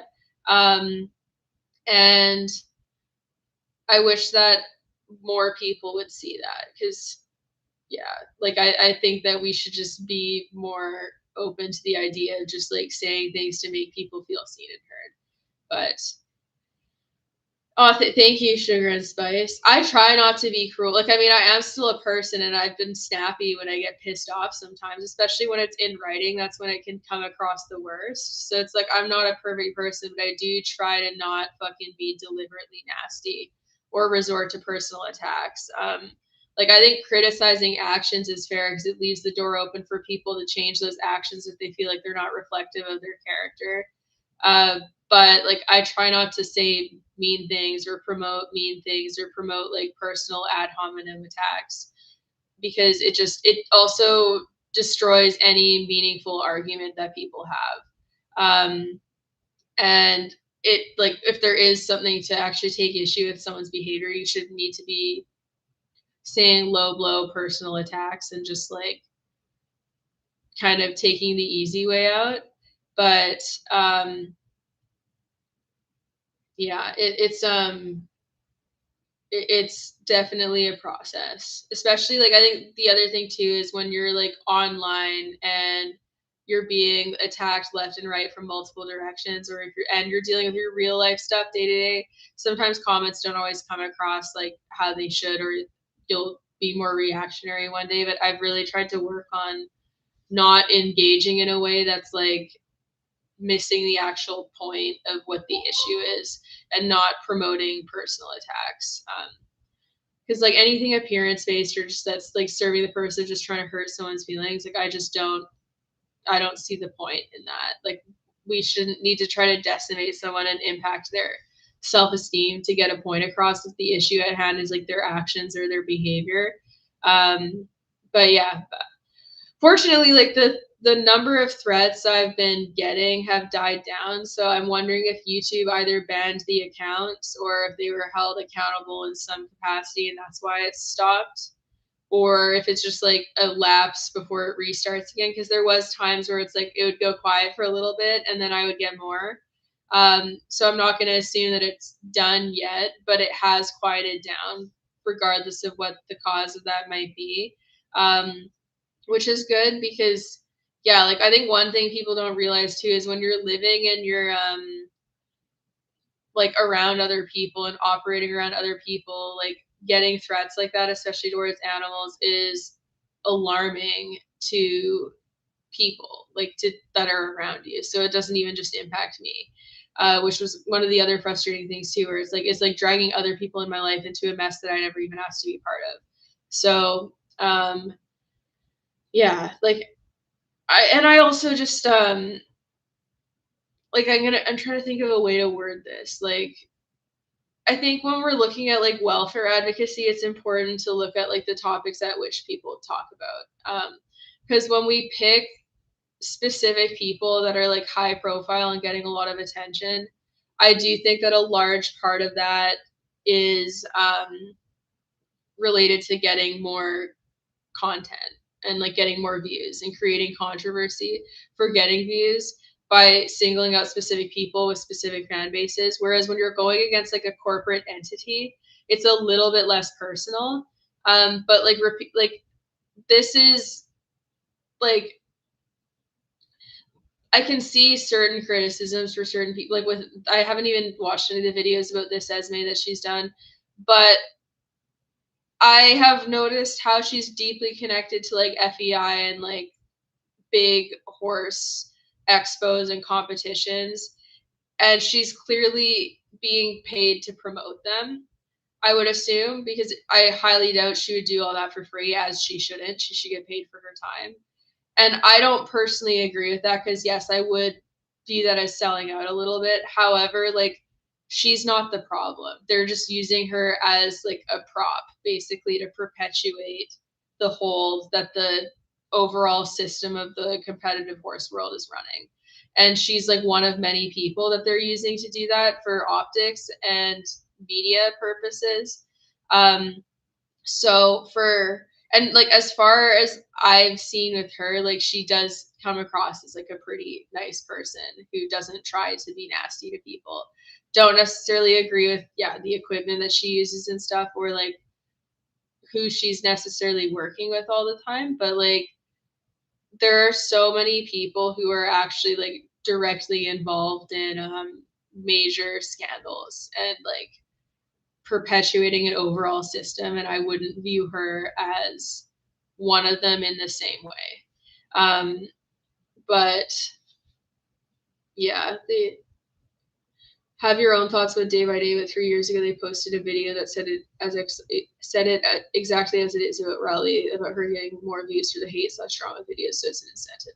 Oh, for sure it is, because like anytime you post something that's like deeply controversial, the thing is that you get people commenting that agree with the point you're making, but then you also get a lot of people on the other side who deeply disagree with it, and then you get those people fighting in the comment sections and commenting a lot. So it does drag a lot of attention into those videos because it gets the most conversation.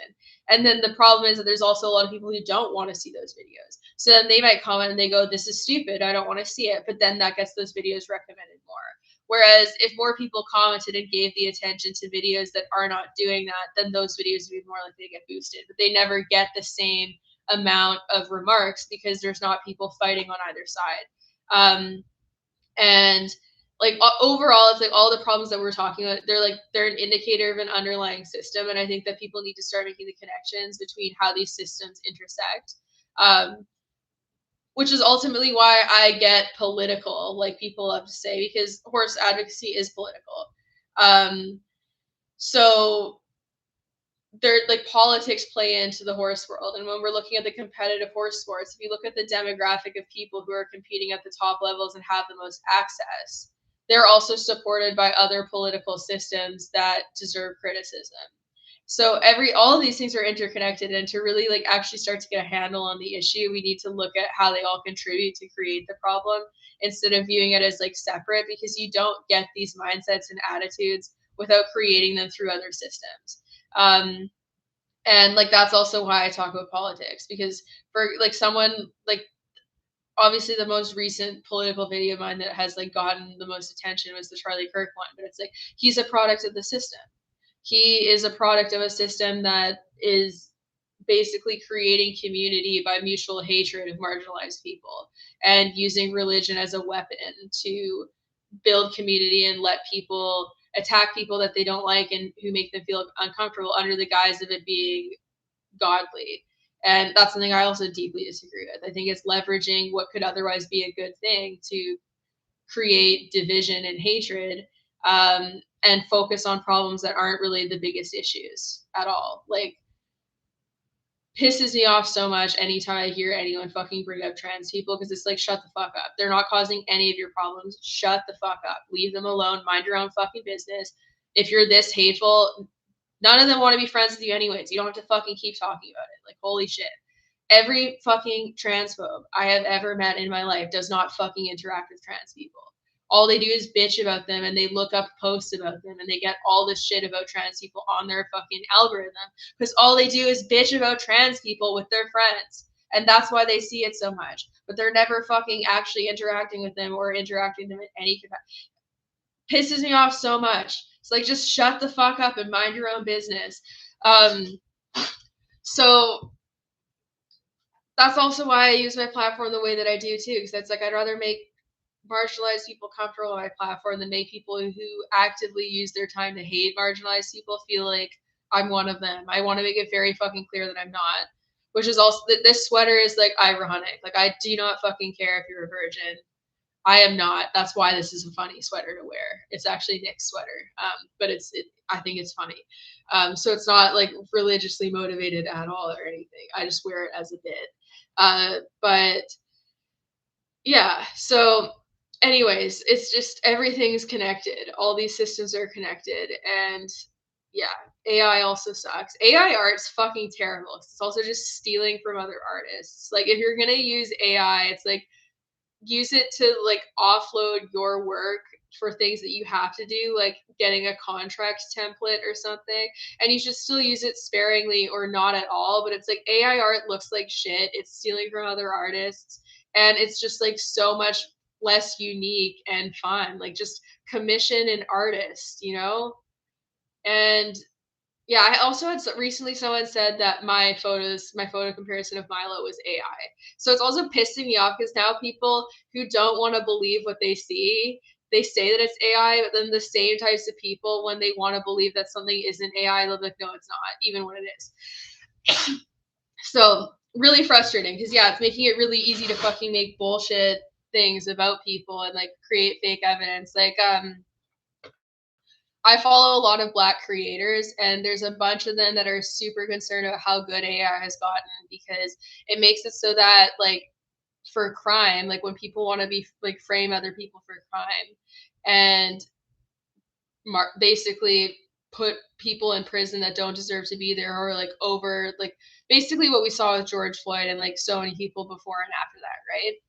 AI makes it so that like if police and people really want to, they can fucking frame someone for something that they didn't do and create plausible deniability, and it's very scary. So it also makes it so that people who want to like hate crime, marginalized people, can produce fake content to try to hold them accountable for things that they didn't do and justify their response. So very fucking scary. I hope that something's done about it like ASAP, because honestly, like it's horrifying, and it's not something that people should take lightly. But also, like, stop fucking using AI art. Stop making stupid AI generated videos. Fucking film your own videos.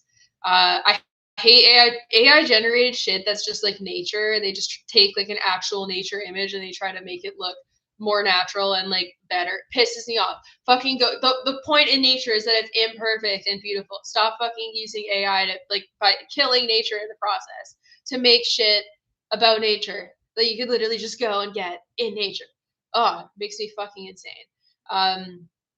But yeah, AI is going to be difficult, and like it's gotten really really good, so it's getting like harder and harder to see what's real and what's not, and it's also leading people to reject things that are real because they just say that it's AI. And like I kind of understand where it's coming from, because yeah, it has gotten so good that being skeptical is cool, but I also see people using it to their advantage, where it's like when they don't want to believe something's real, they say it's AI, and they make that as an excuse. And I had someone do that recently with an image I shared of Lottie Fry and Glamourdale, where his mouth is like gaping open, and it's a video still. It's taken from an actual video, and I'm like, no, that's AI. That's not possible. A horse wouldn't be gaping when the reins are loose. It's like a rider could like loosen the reins in the moment that a screenshot was snapped, and the horse could still be gaping from oral pain. So yes, they absolutely can and do. Lots of examples of that. Also, a lot of AI run pages are now stealing real videos from real creators, and they are fucking using, like, I've had so many fake rescue accounts steal videos of my horses and be like, we need donations to help these horses. And it's like they're fucking scamming people, and they're stealing real creators videos to do so, and like they're getting boosted in the algorithm. Meta makes no fucking effort to try to not boost AI content. Like, I think they're actually doing the opposite. They're boosting a lot of it. They're not flagging shit that's clearly AI and not labeled as AI. They don't fucking care. I don't even get me started. I don't know who Alex from Go Herping is, but herping's like reptile seeking, isn't it? I just learned that term recently, and I'm not super familiar with it, so I'm gonna look up this person. Hi, Scout, you're back. Friend. My friend. Yeah. But yeah, we need AI regulations like yesterday. Fuck AI. Especially AI generated like video and photos. So fucking annoying. Oh my god. I can't even. But Scott, I was just about to get up soon and now you're like right here. What the heck? Oh, that's a bummer. I like do low key herping where it's just like if I'm hiking and I see like a little guy, I'm like, hey, look, there's a little guy there. Look at him. The same with mushrooms and any type of little guy. But this is a little guy. She's not that little, but I know you're like, I want to lay on your lap while you're doing that. And then people can't see your beautiful face. This is Scout LaRue. She is the OG. She's been around for 10 years. I know. She's like, I have seen some shit, guys. You have no idea. She's like, we have shared trauma for sure. But oh my goodness, Lint is here too. Scout is not gonna want to share my lap with you, Lint. Scout bullies children. She's gonna hiss at him. I know you're traumatized from how much of a dick. Yeah, I know. Okay, she gone. Yeah. No, I just Lint and Queso are just like doing shit all the time. So I take more photos and videos of them because they're busy boys. And then also Lint grows so much that I try to take more content of him for that reason because he grow. But yeah, he's getting lots of undercoat. Like he's going really light colored everywhere because he's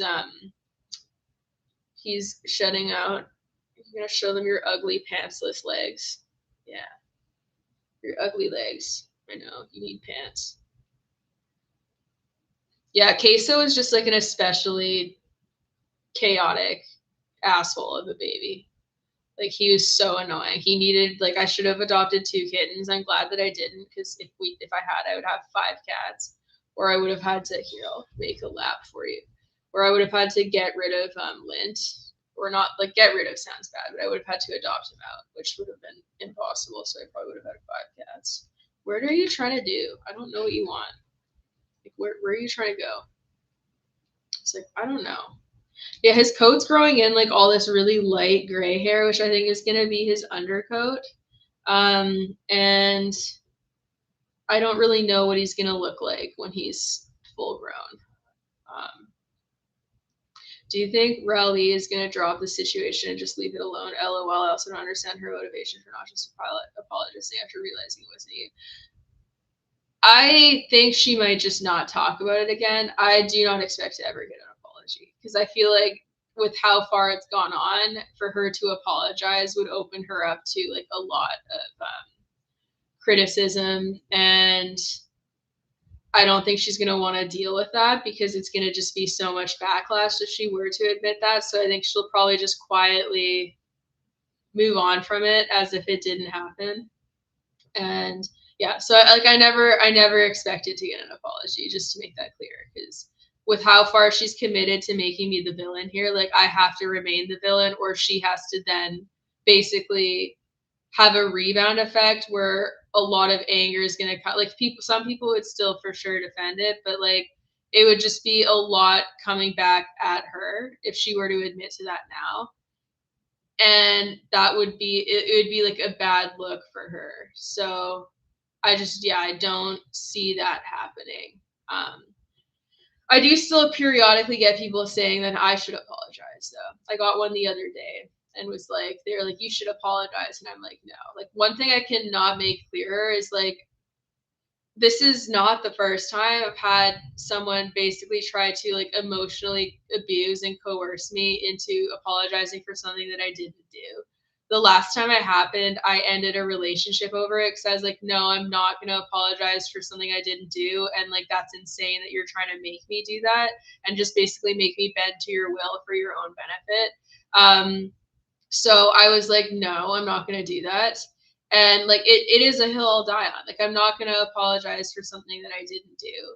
And like, it's gotten to the point now where it's like the amount of hate that I've gotten, like, regardless of whether or not people want to believe me, it doesn't fucking matter because like the reaction was just so incredibly disproportionate. that it doesn't matter. And also, like, I just think that the timing of it all can't really be lost, because it's just really convenient that suddenly I'm being made to be a villain to just like give more reason to talk about me and bring me up and vilify me more, following like a video that she didn't like that I made and very clearly got like an emotional response. Because like the response video to my Charlie Kirk video, like for sure was made in an emotionally react, or at least I hope, because of how much anger there was behind those words. And yeah, and like the commentary being made was really scary too, just being like, I always knew this would happen and I thought I would be delighted to make a video slamming. Insane. um I also do think that like another thing that's telling is like people who tend to feel a lot of animosity towards other people tend to have paranoia about other people feeling that way about them, and thinking that other people are thinking about them more often than they are, and that they are holding grudges and having hateful feelings towards them to an extent that oftentimes is far outside the reality. So I thought that was telling too, because there was this narrative that was trying to be created where it's like I was out to get her, and it's like, no, like um all of the stuff that I like have said about Charlie Kirk, like I've said the same things to family members, partners, friends, and like in a lot of those cases I've like lost connections if the people react like that. But it's like I will call someone out on their belief systems and like who they defend regardless of who they are in my life. And when it's someone who has the capacity to influence lots of people, it's even more. Um, but yeah, and like the other thing too is just the expectation that like I am more aware of what's going on in that life than what I am, because like I don't want to like fucking trauma dump on YouTube, but I think that it is pretty important, the years in which like a lot of those things happened, where like there is this expectation that I would know what's going on in her life at the same time, or that she was moving. And like I was going through some shit of my own that was a lot more pressing to pay attention to than what some random person's doing online. And yeah, it's just it was a very odd situation, and I still don't have any animosity. Like my honestly main irritation is like just how dangerous and volatile the response was, because I could see it getting someone really hurt.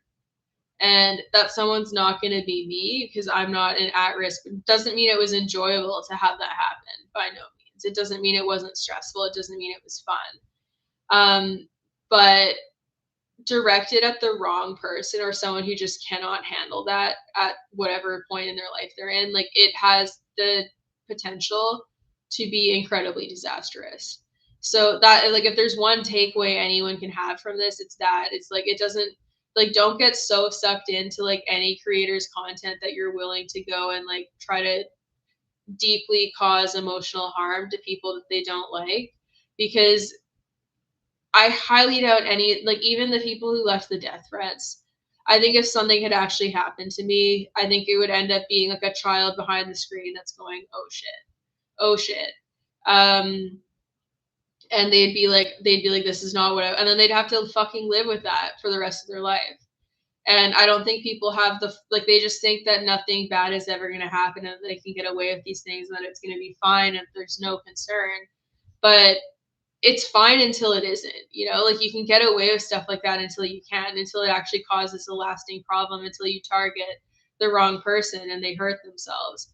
And like that's the thing is it's like it's one thing to criticize behavior and take issue with things that someone has legitimately done, and it's a whole nother thing to basically just violently try to bully someone and like attack them. And also even just like within criticizing individual people, like there's just a lot of stuff that wasn't done very well. And that's concerning because I know I'm not the only one that faced that. So I hope that that's a lesson that people will learn that will cause them to be more reflective on their actions. And I do hope like it'd be nice if like some of the people that were, if they were underage, if they got banned or if they got like any type of repercussion from social media. Like I hope that there'd be a means of like somehow notifying parents so that their parents can see what their kids are up to, and hold them accountable. Because that's the other thing is it's like it's not that behavior is not necessarily going to be isolated to online. If they think it's cool, they could be doing shit like that to people they know in real life, and they might still use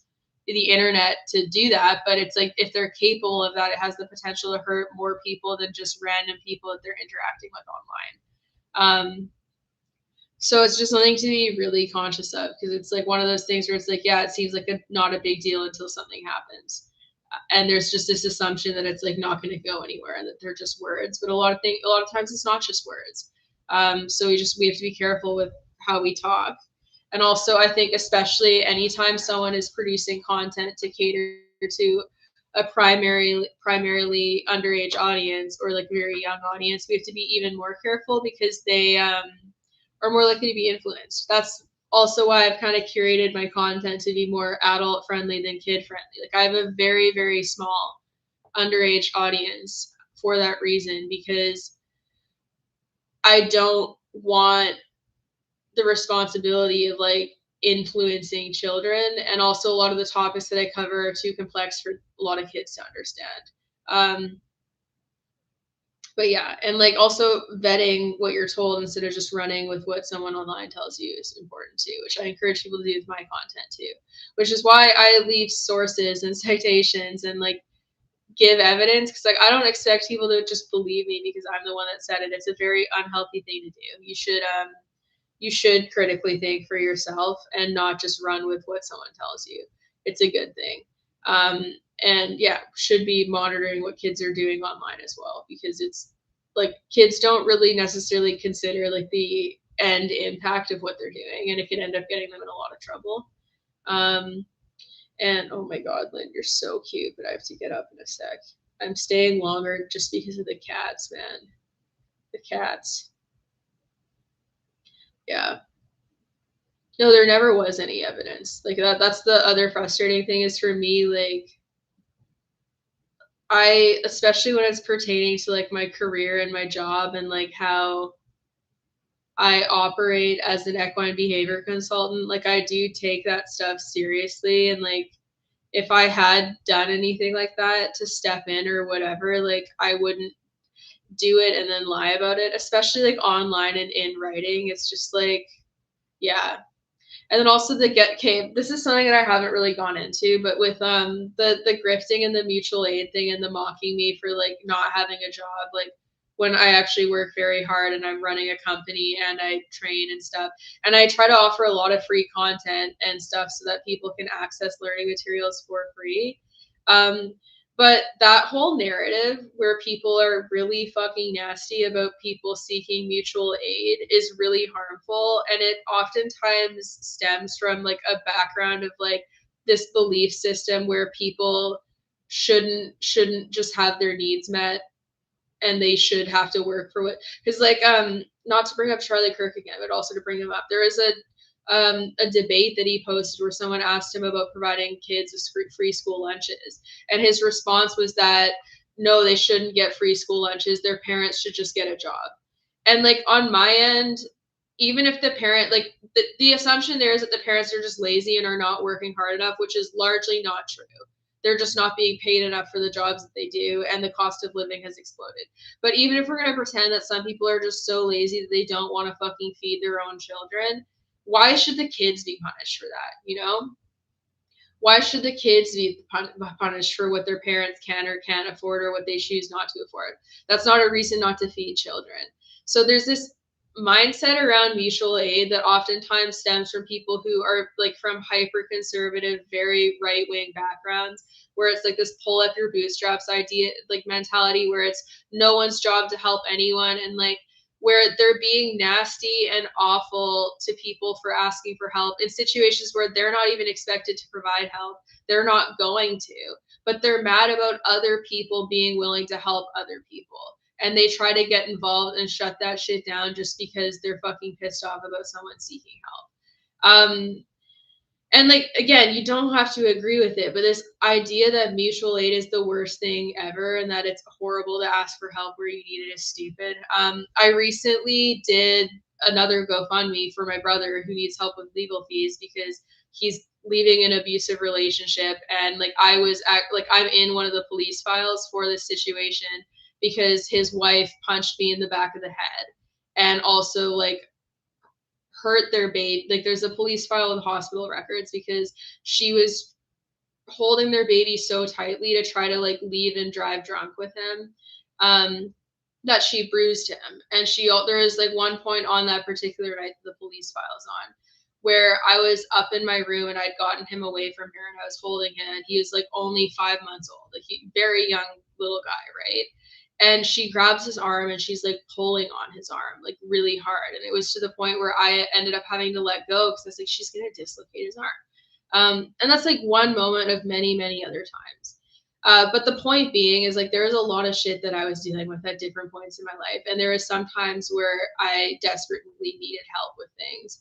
And the only things I've ever asked for GoFundMe help on are expenses that are so exorbitant and like beyond capacity just to put on my credit card, or my credit card was maxed out at that point because I actually started my business on credit card debt, which do not fucking recommend it, but it's the only thing I had the option to do and I believed, so I made it work.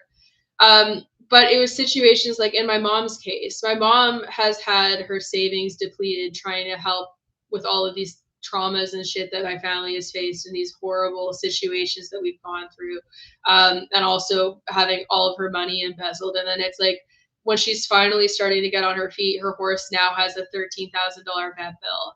And that was one of the things that I was called a grifter for, is asking for help to help my mom with her vet bill when her insurance company changed her insurance and it was actually slashed in half from what it should have been. And she wasn't aware of it.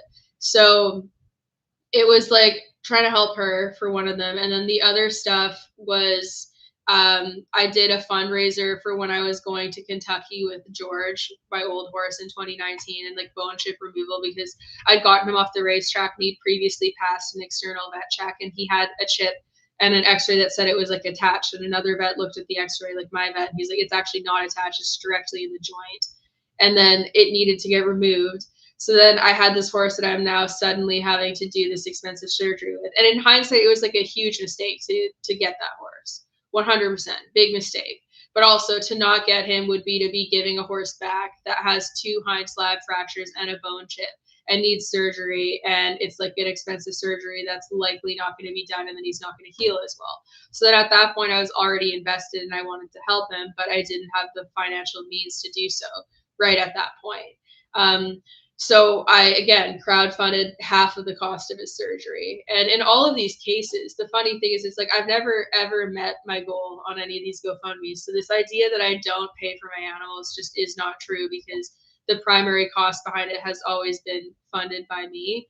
But there's a lot of shit going on in the background and stuff that made it so that it's like I would start to get on my feet and then something happens. Like when Phoebe had her surgery, which is another thing that I asked friends for help with, was she had a $6,000, like after taxes and all the rehab costs, $6,000 TPLO surgery, and it would have been totally fine to cover. But the month prior to it, my truck transmission blew on my basically new truck, which is like a $6,000 fix. So that's a $12,000 like accident happening within the span of a short time. And I think that most people are not equipped to deal with expenses like that. And the thing that I find so interesting about this hate on mutual aid is that the other alternative would just be to euthanize animals in these cases and to not pursue care. And then people get criticism for doing that as well, where they're just like, oh, so you just kill the animals, you don't want to pay for it. So it's interesting because from where I stand, it's like if I have a friend who's financially stressed and one of the few things that brings them happiness in their life, like their animals or whatever, and I can donate $15 amongst many other people to make their life easier, it takes nothing out of my life and it could really make someone else's life easier. So that's kind of how I view mutual aid, where it's like the way it's set up, it's not putting any individual person out more than what they can afford. And you also get to choose to participate. but you can make someone's life substantially easier just by helping them in a time of need. And I think if we normalize this idea of people being able to ask for help without being fucking shamed for it all the time, there would be less people who end up alone in these situations and not getting the help that they need. So it needs to be more normalized because it's like there's so much shame behind it. Like even getting my brother to the point where he was comfortable with me sharing to ask for any help took a long, like it's been years and years and years of being like, can I ask for help? Can I ask for help? People will help you. They just need to know what's going on. Can I ask for help? But he was so fucking ashamed of asking for help and felt that he was weak for doing so. And it was also compounded by the fact that like it's more taboo to be a male victim in an abusive relationship. That it took a long time to do, and it's because of how people fucking frown upon mutual aid and just helping people when they need it. And it's incredibly frustrating because there's a lot of people who just suffer in silence alone and do not get help that they could have otherwise received simply because they're too ashamed to ask for help, or they don't want to open themselves up to a situation where people are going to be mean to them for asking help. And like ultimately it's just like it's just like we could all help each other out if everyone just kind of came together to help people in community support when they need it. It would benefit everybody. It would better everyone's life, and just make everything a little bit easier.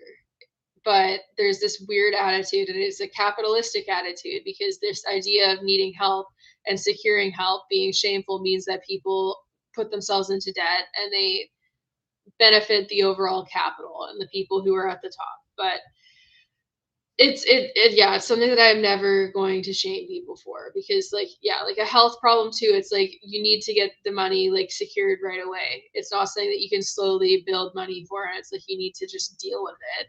And also the legal system, navigating the legal system favors the rich. It's very expensive and you can end up not winning cases that you have like that you rightfully would win if you could afford legal representation. Like it's such a fucking broken system because rich people have a way better shot of holding other people accountable or securing legal rights in situations simply because they can afford to push money and throw money at the legal system. So it's not just, it's really expensive, and it's also very, very hard to secure any type of legal help that is like accessible to people that don't have money. Like it's like tens and tens of thousands of dollars to pursue things legally.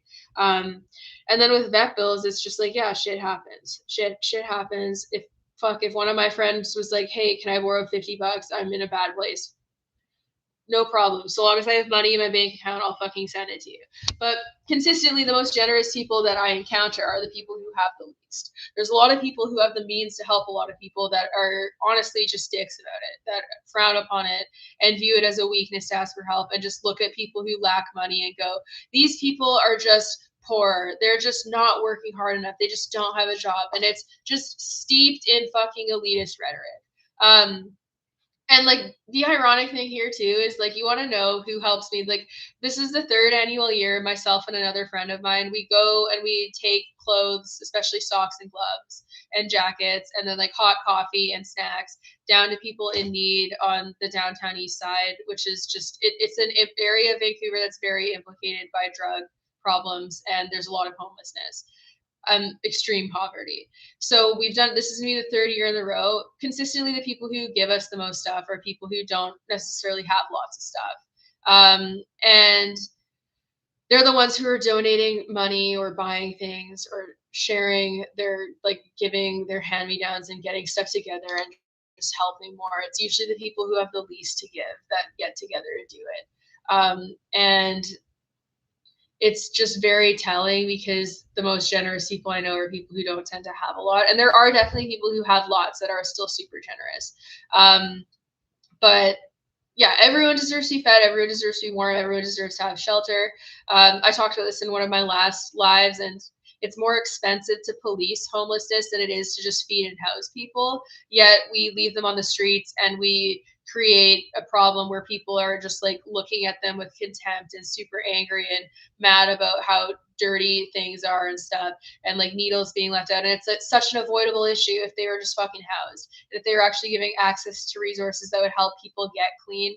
Like the whole thing gets me really riled up, and that's why I talk about these things so much, because I'm intimately familiar with what addiction looks like.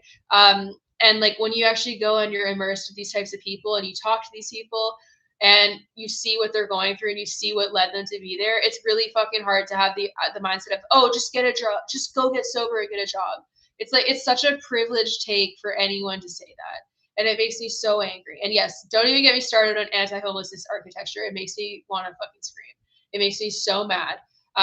There's this sign outside of the mall near where I live where it has like an underhang that would be perfect for putting like a bed and staying dry from the rain. They fucking put metal bars so that no one can get under there. And it's like, that doesn't stop homeless people from existing. You want to know what is great anti-homelessness architecture?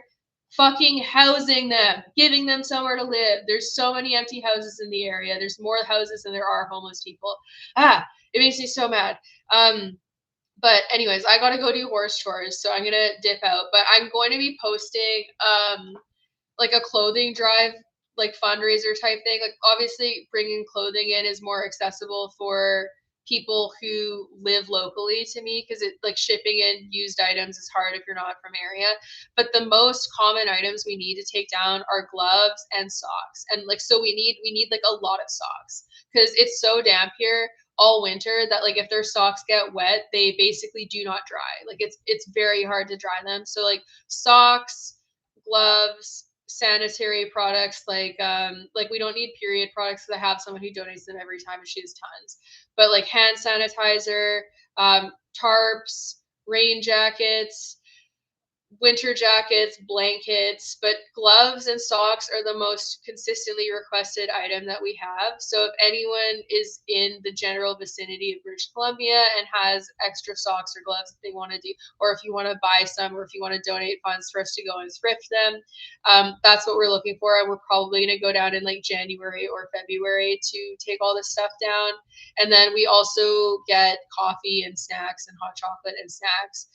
So that's something too, that if people wanted to donate to the coffee fund, we always run out. We never have enough. So it's kind of a bummer from the standpoint of when we show up, it's basically the people that we encounter first that get to have hot drinks, because there's only so much we can bring. But we've done this. This is going to be the third annual year of doing this. And it's always been super well received. And it's really special and heartwarming. To do, and also just to hear the stories and talk to people like they're people. So I recommend just check out my Facebook pages where I usually post the clothing drive, and it's only ever going to be a text post. I think the only thing I've ever done that has provided evidence of doing this is just taking photos of the donations after. I never film or document us dropping them off because it's dehumanizing and it's not fair. I'm not going to use people as props. So if people want to believe that I'm grifting for this, go fucking right ahead. I'm not going to film homeless people without their permission or make them feel coerced into giving permission so that they can get free stuff. Not going to do that. So it'll be shared on my Facebook page. I'll do a post on here, and I'm probably going to do an Amazon gift list or something similar. I know I hate Amazon, but it's the easiest way to let people ship me stuff without having my address exposed, unless someone else has a suggestion for that. Because I can't put my address out because of the death threats, obviously. So that'll like gloves and socks, huge thing. Also, Lint is like behind my back and he's like using me as a hammock, and like I can't lean all the way back, otherwise I'll squish him. Yeah, what are you doing? But yeah, if anyone has stuff that they can donate and you're interested, that'd be fantastic. I'll share more about it soon because it's going to be happening after Christmas for sure at this point because there's just too much stuff going on. But thank you so much for listening. Really appreciate all the support, and stay tuned for Saturday if you're interested in tuning in on the Milo's Journey live, because there's going to be a lot more stuff in that one. And like it gets a lot of views when people do content and giving free shit to homeless people. So like I get why people do it for the clout, and maybe that's not the primary reason, but it's just like even if you ask for permission, it just feels so coercive because they're so in need and they need the stuff that you're giving to them. And if you ask them to film, there might be a fear involved of being like, oh, if I say no, what if they don't give me stuff? So that's why I never even ask. We just go and we do it, and people don't need to know. So um, like they don't need to know who we're giving it to and like what they look like. They can just fucking take my word for it. And if they don't want to believe me, I don't fucking care, because if they're doing that, they're definitely not out on the streets giving free shit away, because they wouldn't be criticizing it. But anyways, I'll post more about that soon, and we're gonna start the clothing drive just so we can start to collect stuff, because I need as many socks as possible. Like I think last year we had probably over 100 pairs of socks. We gave away all of them, and like we still had people who needed socks. So we need lots. Like socks are a huge thing. But yeah. Anyways, thank you for watching. I'll see y'all later. Hopefully, see some of you on Saturday for the mileage journey, and then also if you're interested in the webinar on getting started with positive reinforcement, you can check that out on my Shopify website. There's tickets available for that one, because that one's a little bit more work to put together the live. And then the mileage one's by donation if you can, and you can attend for free. So bye bye. See everybody.